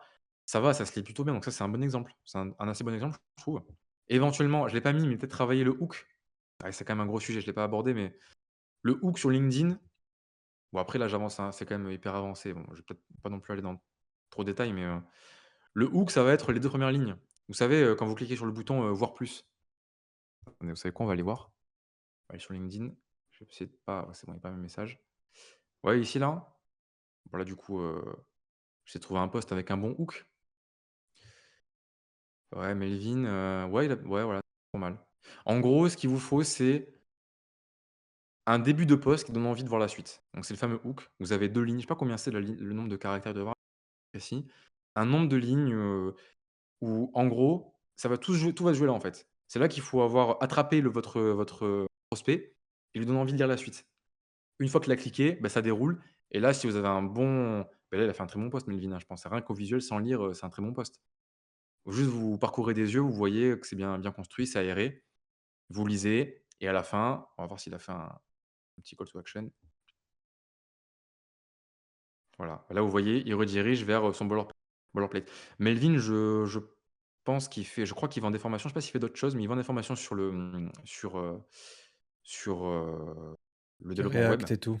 Ouais. Ouais, voilà. De toute façon, Romain pourra en parler parce que tu as fait des formations Ouais. et donc vous voyez, bah, là, bah, après Melvin, il a pas commencé hier, hein. Il a du contenu depuis je sais pas combien d'années. Donc ça, je pense qu'il a bien compris, c'est pas moi qui vais lui apprendre. Mais vous voyez bien qu'il a un poste bien construit qui amène vers, bah, un lien externe pour aller, bah, en savoir plus ou peut-être, aller voir une formation et cetera. Aussi le petit j'aime, voilà. Bon ça, c'est un bon post quoi. Avec un bon hook, on déroule, on lit la suite. Et vous avez des posts où ça va être un énorme pavé. Bon, par exemple Andrew, bon, ceux qui connaissent un peu l'IA savent qui c'est. Il a pas grand chose à prouver, je pense qu'il en a rien à foutre de faire des bons hooks. Mais là, en gros, c'est pas ça qu'il faut faire, quoi. Là, vous avez un immense pavé, on comprend pas ce qu'il raconte, enfin, il faut dérouler. Bon, c'est même pas un post, en fait. Très mauvais exemple, oubliez ce que je viens de dire. Mais bon, vous avez des fois, vous allez avoir des posts où ça va être ça, où ça va être des pavés, on n'aura pas forcément envie de lire la suite. Mais en général, les gens ont quand même bien compris ça, quoi. Les gens savent qu'il faut attirer l'attention en 2 lignes et ensuite avoir un post, bien construit, quoi. Bon, voilà. Je vais pas non plus aller trop dans le détail là-dessus, parce qu'on est quand même, voilà, j'ai déjà dépassé le délai que je m'étais, imposé. Mais voilà, j'ai fait à peu près le tour, je pense. Est-ce qu'il me reste des slides? Ah oui, non, si, il reste un petit truc. Bon, c'est pas c'est un petit ça, c'est un petit cadeau, un petit bonus pour tous ceux qui sont encore là jusqu'à la fin. Hem, Ceux qui sont encore là et qui sont intéressés par le freelancing, qui veulent en savoir plus, qui, sont motivés, qui sont vraiment chauds pour se former, pour, peut-être, vraiment, décoller leur activité, envoyez-moi un DM et vous mettez le mot crafter. Comme ça, je sais que vous venez de là, pour éviter, en fait, qu'il y ait des touristes ou quoi. Je vous enverrai un petit cadeau. Je vous enverrai un petit cadeau par message privé ou par, Discord, ceux qui ont pas Twitter. Parce que je sais qu'il y en a qui sont arrivés ici par LinkedIn. Donc envoyez-moi ça par DM et bah, je vous enverrai aussi du coup la map, hein, aussi, hein. Ceux qui veulent la map, envoyez-moi un DM sur Twitter ou sur Discord et je vous enverrai la map ainsi qu'un petit cadeau, qui je pense vous fera plaisir si vous êtes intéressé par le freelancing. Voilà, j'en ai fini. J'espère que vous avez réussi à suivre, que j'ai pas parlé trop vite, que j'ai réussi à articuler, que c'était assez compréhensible. Et ben maintenant, je vais les donner la main à Romain ou à ceux qui ont des questions et on peut enchaîner, quoi. Non, Voilà. bah, déjà merci parce que sacrée masterclass. Là, t'as as mis la barre très haute pour commencer. Non franchement, on va t'envoyer du lourd là, hein, surtout ce que tu nous Bah, j'espère as que ça vous a plu, hein. tout Si ce vous que tu avez nous des as retours dans les envoyé. Ouais, commentaires, ouais, dites-moi, hein. non, Si c'était nul, dites-le moi aussi. Si c'était vraiment éteint, je veux le non. savoir, hein. S'il y a des points qui Je étaient pense nuls, je pense en termes de valeur et tout, je sais pas si autre part il y a eu autant de choses gratos de donner, autre part qu'ici. Sérieusement, putain ouais ah, là, c'est aussi parce que c'est aussi parce que j'ai envie de, entre guillemets, «récompenser» les gens qui sont motivés, qui ont rejoint le Discord, quoi. Parce que je vois les gens qui sont ici, c'est des gens qui sont chauds sur, du dev, sur, mmh, qui veulent lancer un business ou quoi. Donc, moi ça me pose pas de problème de «dévoiler» entre guillemets tout ça, quoi. De toute façon, c'est pas des non secrets, franchement, tout ce que je vous montre là, vous l'avez bah, bien vu, merci il y à a y a toi. rien de magique, hein. Ah, je vois que Bah, ça vous a si plu, tu moi, je suis content. chaud, on remonte un peu le fil et des questions. Ouais. Alors, j'ai pas suivi le chat, donc je sais pas si tu as noté des Non, questions, qui bah, revenaient. il y a Sirius qui demande au début, si tu fais des missions worldwide ou uniquement entreprises françaises? Moi, je fais du français, mais c'est pas vraiment un choix. Comme je l'ai dit, vu que je passe par des ESN, quand tu passes par des ESN en France, c'est beaucoup des grands comptes qui passent par les ESN et donc les grands comptes, c'est des boîtes françaises, ce qui fait que, bah, du coup, c'est des boîtes, françaises, quoi. Tu as des missions worldwide après, hein, tu as des gens qui font de la régie worldwide. Vous avez Gabin, je pense que vous savez peut-être qui c'est Gabin sur Twitter, Gabin Oresh Mmh, ouais, avec la le pépé rose. la pépé rose, ouais. Lui, il fait de la régie. Bon, lui, il est quand même un sacré level, hein, il a beaucoup plus d'XP que moi. Lui, il fait de la régie depuis La Réunion, pareil comme Karian d'ailleurs et il bosse pour une startup, américaine, donc en full remote et cetera. Donc il y a un marché aussi, dans le monde entier, hein. Heu, mais dans ce que je vous ai montré là, c'est une approche qui est vraiment adaptée au marché français. Vous allez pas avoir des ESN, espagnols ou peut-être que oui, hein, j'en sais rien, hein, mais ce que je vous ai montré là, c'est vraiment sur le marché français que c'est applicable. Pour le reste, je vais pas trop m'avancer, quoi. Ouais. Il y a Antxin qui demande à partir de quel moment faut-il passer de l'AE à une autre forme juridique? Faut-il profiter au maximum de l'auto-entreprise? Et est-ce qu'il peut être plus rentable de passer sur une autre structure avant d'atteindre le cap, Bah, très, très bonne question et ben là aussi, je vais faire plaisir à Gabin, je vais vous dire il parle exactement de ce sujet-là, très souvent, qui a d'ailleurs un blog qui en parle, je vais peut-être mettre le lien si je le retrouve là. Ouais. Pour répondre rapidement à la question quand même, pas te laisser non plus, dans l'incompréhension. Tu as, quand même une sacrée marge de manœuvre quand tu débutes, parce qu'il y a effectivement un seuil de CA, tout le monde le connaît ce seuil, mais peu de gens connaissent les vraies règles qui sont associées à ce seuil-là. Donc il y a un seuil de 77 000 € de chiffre d'affaires hors taxes par an, au-delà duquel tu es passé automatiquement en une forme juridique différente, qui est moins avantageuse que l'auto-entreprise, en gros, sans trop aller dans le détail. Par contre, ce que les gens ne savent pas en général, c'est que tu as une marge de 2 ans, enfin de ouais, 1 an ou 2 ans selon comment tu vois la chose. En gros, ce seuil-là, il n'est valable que si tu le dépasses 2 fois de suite. Mmh. Imaginons, l'an dernier, je fais 100 000 de CA. Cette année, je prends 6 mois de vacances, je fais 30 000 de CA. Il se passera rien en fait. Je vais revenir à zéro sur le compteur et l'année suivante, donc l'an prochain, je pourrais repasser à, 100 000 € de CA si je veux. Par contre, si cette année, je refais 100 000 € de CA, je vais être automatiquement passé en entreprise individuelle et ça sera beaucoup moins avantageux. Ça peut être une des raisons qui fait que tu veux changer de forme juridique. D'autres raisons, ça peut être par rapport à tes charges. Donc c'est le principal, défaut de l'auto-entreprise, c'est que tu n'as pas ce système de frais de société.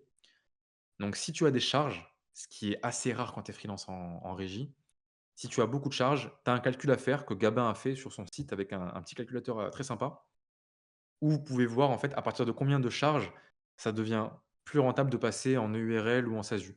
Il n'y a pas une réponse absolue, hein. Dans ces questions-là, en général, il faut se poser vraiment, soit devant un Excel, soit carrément avec un comptable pour faire les calculs. Donc, si tu veux une réponse complète, il faut va voir Mmh. le site de Gabin ou sur ses posts et Ouais, il explique bien. il explique bien ça. Je vous mets le lien là, hop, vous pouvez aller voir sur son blog. Miplem qui demandait pour les plateformes justement de freelance, donc il dit que la question a été répondue dans la présentation et qui dit que Freework semble plutôt orienté, mission à temps complet et lui il est étudiant. Du coup, ouais, en tant qu'étudiant, je pense que tu peux très bien te diriger vers Malte, Fiverr et cetera et c'est très bien pour débuter. Par exemple, il y a Aziz là dans le Discord, lui qui est étudiant et qui est sur Malte à côté. Bah, il chope des missions en freelance le soir, il bosse ça le soir et ça lui fait déjà, Ouais, énormément de revenus à côté de ses études, quoi. c'est ça, ouais. Ça, du coup, c'est du forfait, quoi. Ouais, Parce que c'est voilà. une question qui revient souvent, j'en ai pas beaucoup parlé, c'est vrai, au début, quand je parlais des différences entre la régie et le forfait. Hem, un avantage du forfait aussi, c'est que, bah, très souvent, ça se fait en asynchrone. Ça veut dire qu'en gros, vous pouvez bosser un peu quand vous voulez. Mmh. Le problème de la régie, c'est que quand vous bossez avec des grands comptes, bah, vous avez le cadre d'un grand compte et un grand compte, vous pouvez pas bosser, le soir de 18 heures à 3 heures du matin. Enfin, vous devez avoir des horaires de bureau assez classiques. Ce qui fait que si vous êtes étudiant, vous allez pas pouvoir faire de la régie, clairement. Ceux qui sont étudiants ou ceux qui veulent bosser en parallèle de leur taf, parce que c'est une question qui revient souvent, ce que vous voulez faire, c'est du forfait. C'est du forfait parce que c'est le seul moyen où que vous aurez de trouver des missions que vous pouvez faire en parallèle. Ouais. Après, certains aussi, parce que je l'aborde, parce que des fois les gens ne savent pas c'est vraiment ce qu'ils veulent. Si vous cherchez à faire du forfait, à faire du freelancing sur votre temps, libre, comme introduction pour passer après à temps plein, attention parce que comme je vous dis, si vous commencez par du forfait, la régie, c'est pas une évolution du forfait. Donc si vous vous dites: «OK, je commence à faire du forfait et une fois que je suis chaud, je passe à temps plein», c'est pas ça marchera pas comme ça, quoi. Enfin, vous allez passer à temps plein sur du forfait et rien ne vous garantit que vous allez avoir des missions à temps plein, quoi. Donc si vous visez déjà dès le début à passer à temps plein, donc avec vraiment des missions, sur du long terme, du 3 mois, 6 mois, 1 an, que c'est ce que vous recherchez, donc des missions stables avec des grands comptes, avec, voilà, peu de process de vente, bah, commencez par de la régie directement, en fait. Cherchez pas vous compliquez pas la vie avec, Malte, des plateformes, externes. C'est un peu ce que je disais au début avec ceux qui s'éparpillent. Si vous voulez juste faire de l'argent, ou vous faire, voilà, 7 000 € chiffre d'affaires par mois, si c'est ça votre but, vous pouvez avoir envie de commencer avec à temps partiel, mais c'est pas ça sert pas à grand chose, quoi. Ça sert pas à grand chose. Commencez par trouver une mission directement en full time, quoi. Pourquoi vous mettre des bâtons dans les roues dès le début? Enfin, je sais que ça peut être aussi des fois, ça peut faire peur, hein, de se dire: «OK, je suis en CDI, faut que je démissionne, après je trouve une mission temps plein». Enfin, c'est vrai que ça paraît être un gros risque et ça l'est, hein, ça peut être un risque si c'est pas préparé. Mais si c'est ce que vous Justement, cherchez, c'est ça qu'il faut faire. la question d'après, c'est comment gérer les 3 mois de préavis en CDI, sachant que les offres freelance demandent souvent du ASAP? Faut-il obligatoirement démissionner avant même d'avoir une mission? Ouais, alors ça, très bonne question aussi. Il y a quelques exemples de personnes qui ont réussi à trouver des missions dans leur préavis. Mais moi, ce que je vous conseille, bah, ça, vous le verrez de vous-même de toute façon, hein. Moi, je l'ai appris à la dure. Si vous n'êtes pas dispo ASAP, ça va être très compliqué, hein. Ça va être très compliqué de faire la diff. Pourquoi? Parce que comme je l'ai dit, les ESN en général, enfin, si vous passez par une ESN en tout cas, elles ont des besoins urgents. Ce qui veut dire que vous allez avoir un grand compte, vous allez avoir, je sais pas, Airbus, ils vont appeler une ESN, ils vont dire: «OK, il nous faut un dev Python là, le mois prochain max, parce qu'on a un projet qu'on vient de signer avec, je sais pas, avec, le gouvernement français», j'en sais rien. Il nous faut un dev, dans un mois là. Donc vous, même si vous avez un profil de fou, vous allez pas pouvoir faire concurrence à un mec qui est dispo ASAP. Donc moi, je vous conseille, si vous avez de quoi assumer le fait d'être, sans revenu ou si vous avez le droit au chômage, mieux vaut être en recherche de mission quand vous êtes prêt à la prendre tout de suite. Ou ce que vous pouvez faire aussi, c'est, bah, faire un préavis, commencer à rechercher vers la fin de votre préavis ou commencer du moins à analyser le marché pendant votre début de préavis, parce que 3 mois, c'est très long. Commencez à analyser et à la fin du préavis, vous vous mettez en mode prospection, vraiment hardcore et vous vous laissez, je sais pas, vous vous laissez, 3 à 6 mois pour trouver une mission. Moi, pour vous donner mon cas perso, j'ai démissionné. J'avais une mission qui m'était promise à la fin de mon préavis, qui finalement ne s'est pas faite. Donc je me suis retrouvé à la fin de mon préavis sans mission et j'avais à peu près 6 mois de réserve de cash pour tenir, en gros sans revenu. Je me suis dit: «OK, je tente 3 mois de prospection hardcore», enfin je vais faire tout ce que je vous ai dit là, j'ai fait tout ce que j'ai dit, pendant la présentation. Je fais ça à fond pendant 3 mois. Si je trouve pas, je reprends un CDI et puis, je prends pas la tête, quoi. Au moins, je repars sur un taf simple que je sais faire et puis je sais que je peux en trouver un facilement. Et il se trouve, comme je vous l'ai dit, que j'ai trouvé une mission, en 1 mois et tout s'est fait, en gé assez rapidement et je suis pas non plus un cas isolé, hein, je tiens à le préciser. Peut-être que certains vont se dire que, ouais, j'ai un profil de fou, que je suis vraiment trop fort et tout. La vérité, c'est que c'est pas vrai. Enfin, je vous le dis, les gens avec qui je parle qui sont freelance en régie, la majorité, l'immense majorité ont trouvé en moins de 2 mois. Même ceux qui s'y prenaient assez mal, même très mal. Ceux qui s'y prenaient mal, ils faisaient les choses peut-être, à moitié et puis, donc si vous pouvez assumer ce risque, cherchez vos missions quand vous êtes, hem, dispo, ASAP. C'est un argument de fou, en fait, c'est un argument de fou. Vous pourrez pas dire à un client, «Attends 3 mois, j'arrive». À part si vous êtes vraiment le boss quoi, mais, voilà. Quand on est junior, on peut s'inventer une vie sur les réalisations, pour, les posts LinkedIn. Alors, moi je conseille pas. C'est une question ou une affirmation ça? Non, Non, c'est une question, hem, ouais, ouais, non justement, faut pas s'inventer une vie. Si tu as pas d'expérience, perso, je reviens sur la slide sur les projets perso, qui sont là aussi un immense levier. En gros, tu sors d'école, tu as pas grand chose à raconter et encore. Tu sors d'école, tu as fait des projets à l'école, non, je pense, normalement. Si tu as fait une école normale, tu as fait au moins un projet perso, même normalement beaucoup plus. Tous ces projets, exploite-les en fait. Parce que pourquoi pas? Il y en a qui vont dire: «Ouais, mais c'était un projet, d'étudiant, il vaut rien». Non, c'est faux. C'est faux. Tes projets d'étudiants, ils ont répondu à un besoin, tu l'as si tu l'as fait, c'est qu'il y avait un intérêt. C'est que tes profs, ils se sont dit: «Ça, c'est un truc intéressant qui vont leur servir plus tard». Donc prends tout ça, prends tout ce qu'il y a à prendre et exploite-le jusqu'à la moelle, quoi, tant que tu peux. Donc si tu as pas de projet perso, tu en fais, donc tu trouves des sujets elle vous la slide. Tu trouves des idées de projets perso, tu les fais, tu te mets genre, 2 semaines hardcore, tu fais que ça. Tous les soirs, tu te mets à bosser, tu bosses sur des projets perso, tu fais vraiment un truc carré et à la fin, tu auras un truc à dire. Tu auras des trucs à raconter. Tu diras: «Beh, voilà, voilà comment j'ai développé, telle application en une semaine, sur tel sujet» et je le rappelle, en ayant un seul retour d'expérience, tu peux faire 7 posts si tu es chaud.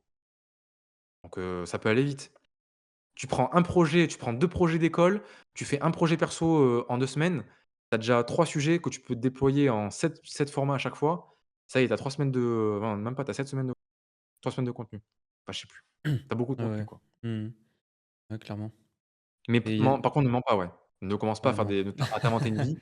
Heu, Tu peux aussi, comme je l'ai dit, prendre des case studies qui ne sont pas les tiennes.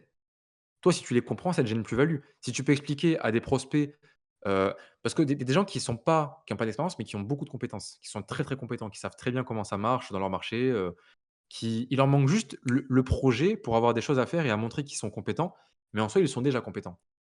Donc si c'est votre cas, trouvez des case studies, connus de grosses boîtes ou de gens dans votre marché et expliquez-les, expliquez pourquoi ce projet, c'était un bon projet, qu'est-ce qui pourrait être, amélioré, qu'est-ce que tu aurais fait différemment et en fait, l'effet sera le même que si tu avais vraiment eu un client, en fait. Parce que ton client, ton prospect, il va se dire: «Ah OK, lui, il sait de quoi il parle, il fait de la pédagogie, il a l'air, crédible sur son sujet». C'est pareil. Donc sans mentir, si tu as vraiment une expertise sur son sujet, tu peux trouver du contenu. Voilà. Ouais, par exemple, Comparé à moi, un je suis un gars sur LinkedIn qui reprend des pubs, en fait, par exemple, que les marques ont fait et il dit: «Bah, moi, je les aurais refait comme ça» et du coup, ça lui donne du contenu qui n'est ouais, très pas bon le sien, en exemple. fait et juste tu parles de choses d'autres personnes, mais comment toi avec ta vision, quoi Très bon exemple, ouais. Je sais et plus ça s quel youtubeur américain disait il y a un truc, c'était de «Don't ask permission». Demande pas la permission, en fait. Si tu vois un ouais. sujet où tu sais que tu peux apporter de la valeur par-dessus, tu prends le sujet et tu en parles, en fait. Tu vois une Mmh. pub à la télé, tu vois, je sais pas, un gros truc, Google qui sort un outil ou qui fait, je sais pas, peu importe. Tu vois un sujet qui t'intéresse ou tu sais que tu peux apporter de la valeur, tu parles dessus, tu parles du sujet, direct et tu verras au pire, si vraiment c'est un truc sensible et que et qu'il y a eu des problèmes, tu supprimeras ton post, j'en sais rien, enfin, je pense que ça arrive jamais ça. Je pense pas que le Non, je mec qui pense pas, met ouais. les posts de pub, il ait reçu un jour un message d'un mec qui a fait ses pubs et qui dit: «Ouais, arrête de poster sur mes pubs que j'ai créées, sur TF1». Voilà. Du coup, ça suit avec la question de Jack. C'est bien de se lancer, mais quand on part de zéro, c'est pas le plus évident. Moi, je te conseille au début vraiment un peu méthode, de barbare, mais au début, juste tu spams les relations, genre, des gens qui sont dans ton milieu et comme ça, en fait, ça te tu auras de base, genre, une audience, de personnes qui sont dans le même truc que toi et après, comme ça, le contenu que tu vas créer par rapport à tout ce qu'on vient de dire et bah, tu auras déjà des gens qui vont le voir et qui vont le repartager et c'est comme Ouais, ça que tu peux commencer, quoi. ouais, c'est vrai. Ouais, LinkedIn, l'avantage par rapport à d'autres réseaux, je crois que c'est même le seul réseau où tu as ça, c'est que Ouais. vous pouvez littéralement aller demander à des gens de s'abonner à vous. Parce que quand vous faites, «se connecter», la personne, quand elle va accepter, elle va devenir un abonné en réalité. Et c'est la seule plateforme où vous pouvez aller voir des gens et leur faire en gros une sorte de demande d'abonnement, en réalité. Enfin, on peut le voir aussi comme ça, quoi. Donc ça vous servira à vous créer une audience, de zéro, même si vous partez vraiment de 0. As-tu des retours sur le freelancing en cybersécurité? La cyber, c'est un domaine, je pense que c'est un des top domaines. C'est un top domaine dans le freelancing. Je sais pas si je peux sortir les stats. Je sais pas où je les ai foutus. Bah, d'ailleurs, alors je sais pas s'il est encore là, non, il a dû partir. Ouais, j'avais ramené un pote à moi qui est dans la cyber, dans un Big Ah. Four. Je crois qu'il a dû partir et non, non, la cyber, c'est un très gros marché. Même sans analyser le marché, je peux te le dire tout de suite que c'est un très gros marché, tu vois? Tu peux le vérifier et il faut que tu le vérifies tout seul en allant chercher, sur les sites comme je t'ai dit, Freework, en allant voir sur tout ce que tu peux aller, chercher, donc les sources, humaines et cetera. La cyber, c'est un domaine où il y a un immense marché, que ce soit en forfait ou en régie, hein. D'ailleurs, c'est un domaine où je pense que le forfait est vraiment assez facile à mettre en place, contrairement à d'autres domaines, parce que tu as le mécanisme d'audit de cybersécu qui est hyper commun. Donc en gros, moi je dis souvent à mon pote, hein, lui il fait un post, il dit, «Si vous voulez un audit de cybersécurité, je suis dispo». Il en a, dans la journée. Bah, d'ailleurs, je viens d'y penser, j'ai un autre pote qui fait, de la cybersécurité. Il s'est créé un compte sur Malte pour rigoler, parce qu'il est en CDI, hein, il s'en fout en fait, hein. Il s'est mis un post Mmh. pour rigoler, il s'est mis à 700 de TJM. Il reçoit, je pense, 3 offres de mission par semaine, genre des vraies offres sérieuses quoi, des vraies offres. Mais vu qu'il est étranger, il peut pas les prendre. Donc là, il est un peu deg, tu vois? Parce qu'il faisait ça pour rigoler, mais maintenant il est un peu deg de pas pouvoir les prendre. Donc ouais, la cyber, c'est un des meilleurs domaines, hein, clairement. À partir de Bonsoir, une question très simple, à partir de quand peut-on commencer ces démarches, surmonter la peur de ne jamais être assez bon et le syndrome de l'imposteur? Du coup, tu as déjà un peu répondu, genre pour les démarches et tout, et surtout pour le syndrome de l'imposteur, bah, comme tu expliquais dans tes tweets, en fait, c'est que tu as des gens qui font des missions, qui ont un niveau, vraiment ridicule et que si on savait, ce qui se passait, on aurait plus peur Clair. de postuler.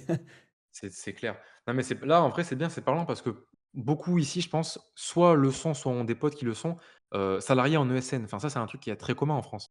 Si vous êtes Mmh. dev, c'est sûr que vous savez de quoi je parle. Enfin, le salariat en ESN, c'est le grand classique.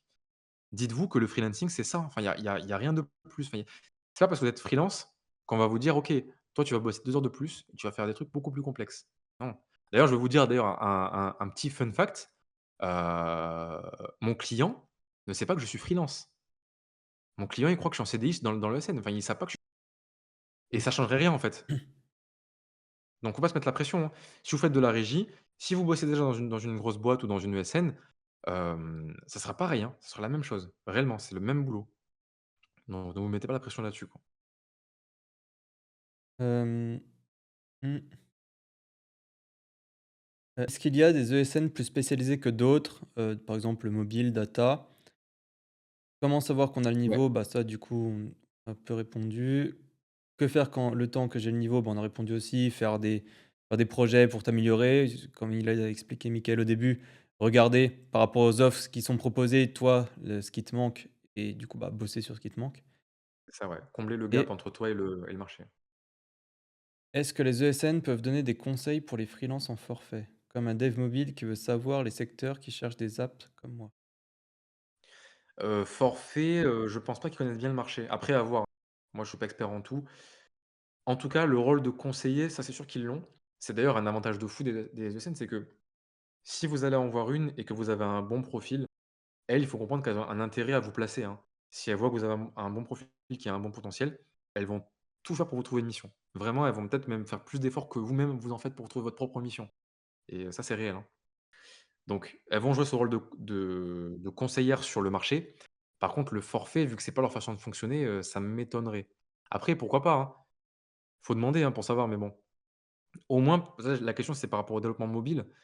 Heu, Commence déjà par poser des questions de façon globale, peut-être haut niveau. Tu leur dis: «Ouais, moi, je suis dev mobile, est-ce que vos clients ont des besoins sur le dev mobile? Ou qu'est-ce que vous en pensez du marché du dev mobile?» Et déjà, tu auras pas mal de pistes peut-être. Peut-être qu'il t'expliquera, «Oui, les grands comptes, ils sont pas très friands de ça. Par contre, les petites boîtes, elles sont très friandes». Toi, tu prends l'information et ben après, tu vas les contacter tout seul. Tu fais: «OK, il m'a dit, toutes les petites boîtes de la région toulousaine, font ça, ben je vais aller les contacter et leur proposer mes services». Donc ça peut toujours être bon à prendre. Mais en général, ESN, il faut associer ça à régie et pas à forfait, quoi. OK. Pour les ESN, comment on peut les identifier déjà? Est-ce qu'il y a des plateformes spécifiques où c'est listé? Bah, tu as Freework, hein. Freework, quand tu vas dessus, tu vas rapidement avoir une liste assez exhaustive. Ah, mais d'ailleurs, je suis en train de penser à un truc là. Ah oui. Là, je vais vous faire une exclue là. En plus, il y en a qui sont pas partis, ils vont rater l'exclue. Je sais pas si je le poste, je sais pas quand est-ce que je vais le poster, mais récemment, j'ai scrappé tout Freework pour récupérer justement toutes les ESN qu'il y a en France, qui Ah posent des ouais. missions, pour les freelances. Donc, bah, ça répond à ta question si je pense qu'il y en a pas mal, ça va vous Ouais, intéresser. Pour vous dire, j'en ai plus de 500 qui ont posté au moins une mission, freelance dans l'année passée, dont certaines qui ont des OK. missions actuellement. Donc là, vraiment, c'est un cheat code. Là, vous avez la liste, vous allez juste à les contacter. Mais vous pouvez faire sans, hein, clairement, pas besoin d'avoir ça, hein. Si vous Ouais, voulez trouver avec des les ESN, vous méthodes, avez juste à chercher, hein. Vous ouais. mettez, voilà, vous mettez Python et vous scrollez, vous regardez une par une et vous mettez le nom. Tout simplement, vous prenez un Excel, OK, BI solutions, c'est noté, ils font une mission Python. C'est bête et méchant, mais c'est largement suffisant. Ouais, Sinon c'est clair. sinon LinkedIn, hein, comme j'ai dit, hein, où vous tapez, ingénieur d'affaires, hop, on va le faire en live, ingénieur d'affaires, juste ça, et ce métier-là, vous allez c'est toujours associé à une ESN, donc au moins c'est rapide, hein. Voilà. Là, je vois Fortil, CS Group, voilà, vous voyez, Caro. Vous trouvez des gens comme ça, en fait, hein. Vous trouvez des gens, vous remontez à l'ESN. Imaginons là, je vois Acodis, je vois Maxence. Maxence, je vais aller lui parler, je peux déjà commencer par lui envoyer un message. Je vois Acodis, soit la boîte, elle est bien configurée sur LinkedIn et il y a tous les employés dedans et je vais tout seul. Si c'est pas le cas, je vais stalker, avec la recherche. Ajoute en personne. Non, c'est emploi ou personne? Je crois que c'est en personne. Ajoute en personne et puis je regarde les gens, voilà. Ingénieurs, je vais chercher ceux qui sont commerciaux, je vais les contacter, quoi. Ou alors, bah, sinon, comme je vous ai dit, ingénieur d'affaires, hop, Acodis, et tous ceux qui ont fait un profil bien fait, voilà, ils vont popper. Donc là, vous les prenez un par un et vous les contactez. Facile. C'est pas très compliqué, hein. Non, non, Après c'est voilà, le truc que moi j'ai fait avec le scrapping, ça vous fera gagner du temps, mais vous pouvez très bien faire sans, clairement. Et ça, du coup, je le publierai, semaine prochaine, je pense. Donc ceux qui veulent le récupérer, restez branchés sur Twitter, surtout. c'est branché, voilà. Hem, on va prendre encore quelques questions pour pas, trop t'embêter non plus. Ton avis sur le freelancing sans diplôme en parallèle des études? Bah, là, du coup, c'est le cas particulier où il faut faire du forfait. C'est le cas de figure où, bah, le forfait, c'est ta solution, Ouais, si tu veux faire en gros, si tu veux être à ton compte, pour moi, il y a 2 chemins. Tu as fait un parcours classique, tu es genre, je sais pas, ingénieur ou même pas forcément ingénieur, hein, tu as peut-être un DUT en informatique, tu as un diplôme reconnu, tu as commencé un peu à travailler, tu as fait un peu de stage ou je sais pas, alternance ou tu as peut-être un petit peu de CDI. Là, la solution idéale, c'est régie. C'est, démission, enfin analyse du marché et cetera, tu fais les choses bien, tu prépares du cash, démission, régie. Si par contre, tu es plutôt le profil qui est, étudiant soit en dev, soit sur une problématique sur un truc qui a rien à voir. J'en sais rien, mais par exemple, Romain, si toi tu fais des études de compta, si je me souviens bien. ouais. Imaginons, Romain, il veut faire du freelancing dans la tech. Bah, sa seule option, ça va être de faire du forfait parce qu'il pourra pas faire valoir son diplôme pour des process, de grands comptes classiques. Donc c'est la solution quand on est, on va dire, étudiant ou qu'on est peut-être en reconversion, ou qu'on veut faire un peu ça en parallèle de notre taf, faire ça à temps partiel, qu'on a déjà une source de revenus à côté. Bah, là, c'est Ah, plutôt de la du forfait. ou alors avoir des gros projets vraiment que tu as montés, toi-même, genre des SaaS, des trucs comme ça que tu peux montrer qui, en gros, remplacent un peu un diplôme de par l'expérience que tu as pris là-dessus, quoi. C'est ça, ouais. Mais du coup, dans ce cas-là, tu auras aussi intérêt à faire du forfait parce que vu que tu auras Ah une ouais? très OK. grosse crédibilité, elle te servira beaucoup plus à faire du forfait et à OK, taper d'accord. des gros Mmh. tarifs journaliers que, aller voir des ESN. OK. Parce qu'une ESN, même si elle va le valoriser, le fait que tu as fait un SaaS, elle va monter un peu ton TJ et cetera, elle va réussir à mieux te vendre. Il y aura quand même une barrière. Par contre, sur du forfait, si tu as fait un SaaS, tous ceux qui savent ce que c'est un SaaS, ils vont comprendre que c'est une valeur de fou et ça justifiera d'avoir un taux journalier beaucoup plus élevé, quoi. Donc là, Mmh. du coup, ça reste dans l'optique, forfait. Donc si vous avez ce OK. profil-là, vous avez peut-être déjà des petits projets, des entreprises que vous avez déjà montées, heu, pour moi, c'est plutôt un truc où il faut aller faire du forfait. Je voudrais savoir s'il avait une techno plus abordable pour les entreprises suivant les régions. Par exemple, en Bourgogne, j'ai remarqué qu'on demande beaucoup de C# et .NET, alors que j'ai plus Laravel. Ah, c'est marrant ça. Ouais, ouais, ça, c'est un classique, hein. Bah, c'est pour ça qu'il faut analyser le marché parce que tu vas avoir des régions qui sont très biaisé par l'industrie qui est implantée. Moi, je suis à Toulouse, donc Toulouse, je pense que vous savez, c'est aérospatial. Ça veut dire qu'il y a beaucoup de demandes sur des technos assez sombres et assez vieilles. Donc tout à l'heure, je rigolais en parlant de Pascal, mais en fait, il y a vraiment des besoins là-dessus, hein. Il y a des langages que je pense que vous connaissez même pas, qui sont demandés là-bas parce que c'est de l'embarqué, du spatial, c'est des trucs assez particuliers. Si vous allez à Niort, je crois, Niort, c'est l'assurance, donc ça va être des problématiques encore différentes. Donc d'où l'intérêt, comme je le dis à chaque fois, voilà, il faut analyser son marché, comprendre dans quoi on se jette et si vous habitez à Toulouse, vous pouvez pas être surpris de trouver des missions, je sais pas, sur du Python ou sur du, je sais pas, du Java ou du Ada.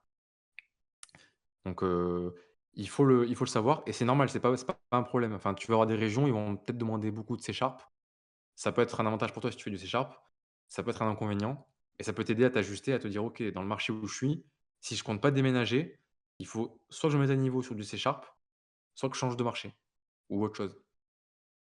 Voilà, je sais pas si ça répond à la question, Ouais, très je sais pas bien. qui a posé cette question, mais ça c'est Est-ce un que tu es complet. obligé d'avoir une boîte en France pour avoir des missions en France?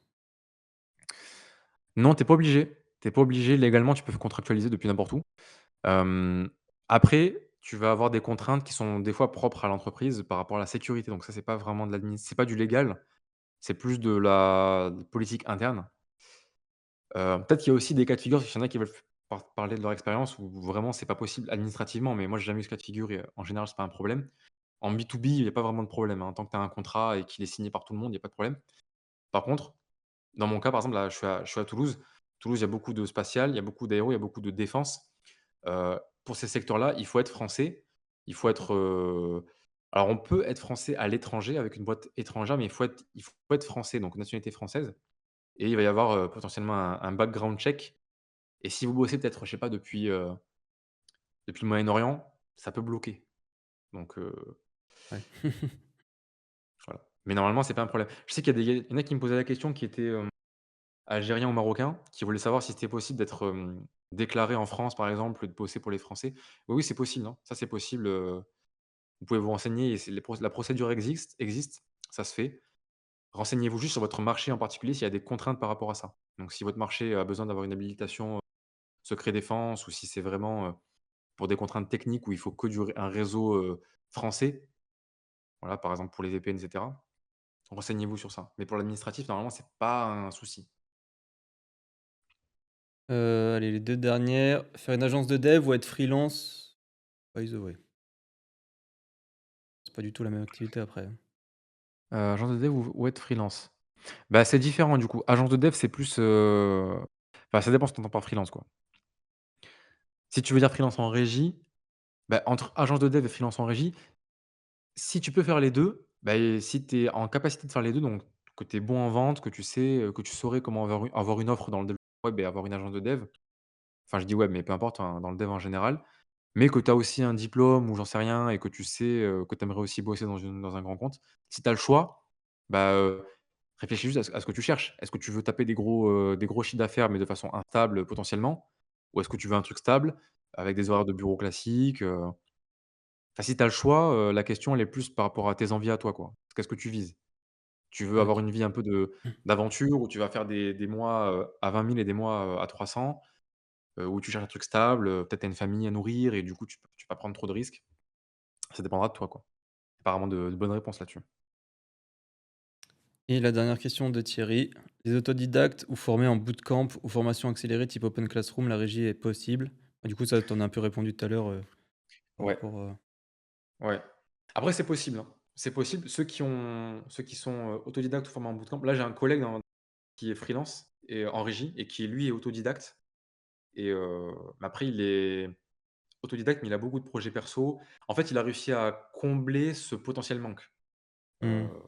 donc tant que c'est cohérent avec votre marché, il y a pas de souci, hein. Il y a pas de souci. Si votre marché, il demande d'avoir un niveau, bac+1, bah, let's go, en fait. Vous pouvez faire de la régie. Mais c'est juste qu'en général, il faut pas être étonné si vous voyez des critères un peu assez brutaux où ils vont me dire: «Bah, il faut, forcément avoir 2 ans d'XP et un bac+5». Ça peut arriver, ça peut arriver. Mais vous allez aussi avoir des cas de figure où, par exemple, là où moi où je bosse, ils s'en foutent et bah, il y en a qui ont fait, qui étaient autodidactes et qui étaient pas du tout dev Python à la base et qui sont sur des missions Python avec un très bon TJM, depuis des mois, quoi. OK, top et bon, dernière des dernières avant de te laisser, il y a Ozio qui en a posé une dernière. Que penses-tu du portage salarial quand on commence le freelance? Alors mon avis sur la question, il est assez tranché. Pour moi, c'est de la giga merde le portage. Ah bon, bah, Je ça suis c'est assez dit, pourri voilà. dessus. Désolé s'il y a des portés salariés dans ici. Il peut y avoir des raisons il peut y avoir des circonstances, hein, dans lesquelles c'est intéressant, je vais pas dire le contraire. Mais si vous vous renseignez un petit peu, vous vous rendez compte que c'est un peu, une sorte de solution à un problème qui n'existe pas. Renseignez-vous un petit peu sur qu'est-ce qu'apporte un portage salarial, vous allez vous rendre compte que ça apporte pas grand-chose. Heu, voilà, c'est tout ce que j'ai à dire. Je vous laisse creuser. Ouais, ouais.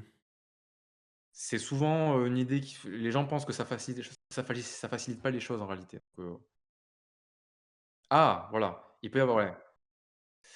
Il peut y avoir je vois que tu réponds, ouais, quand on est étranger, ouais. Il peut y avoir des raisons, administratives dans le cas où c'est la seule option de faire du portage salarial. Là, dans ce cas-là, c'est pas, est-ce que c'est bien ou pas, c'est juste que c'est ta seule option. Donc là, ouais, Mmh. effectivement, faut faire ça. Mais si tu as le choix, fais pas ça. Et si tu es étranger d'ailleurs, oui, je te rapidement là pour, Ossu là, si tu es étranger, tu peux créer ta micro ah oui, non, tu es étudiant. Si, si, quand tu es étudiant, je crois que tu as des cas de figure où tu peux quand même créer ta micro.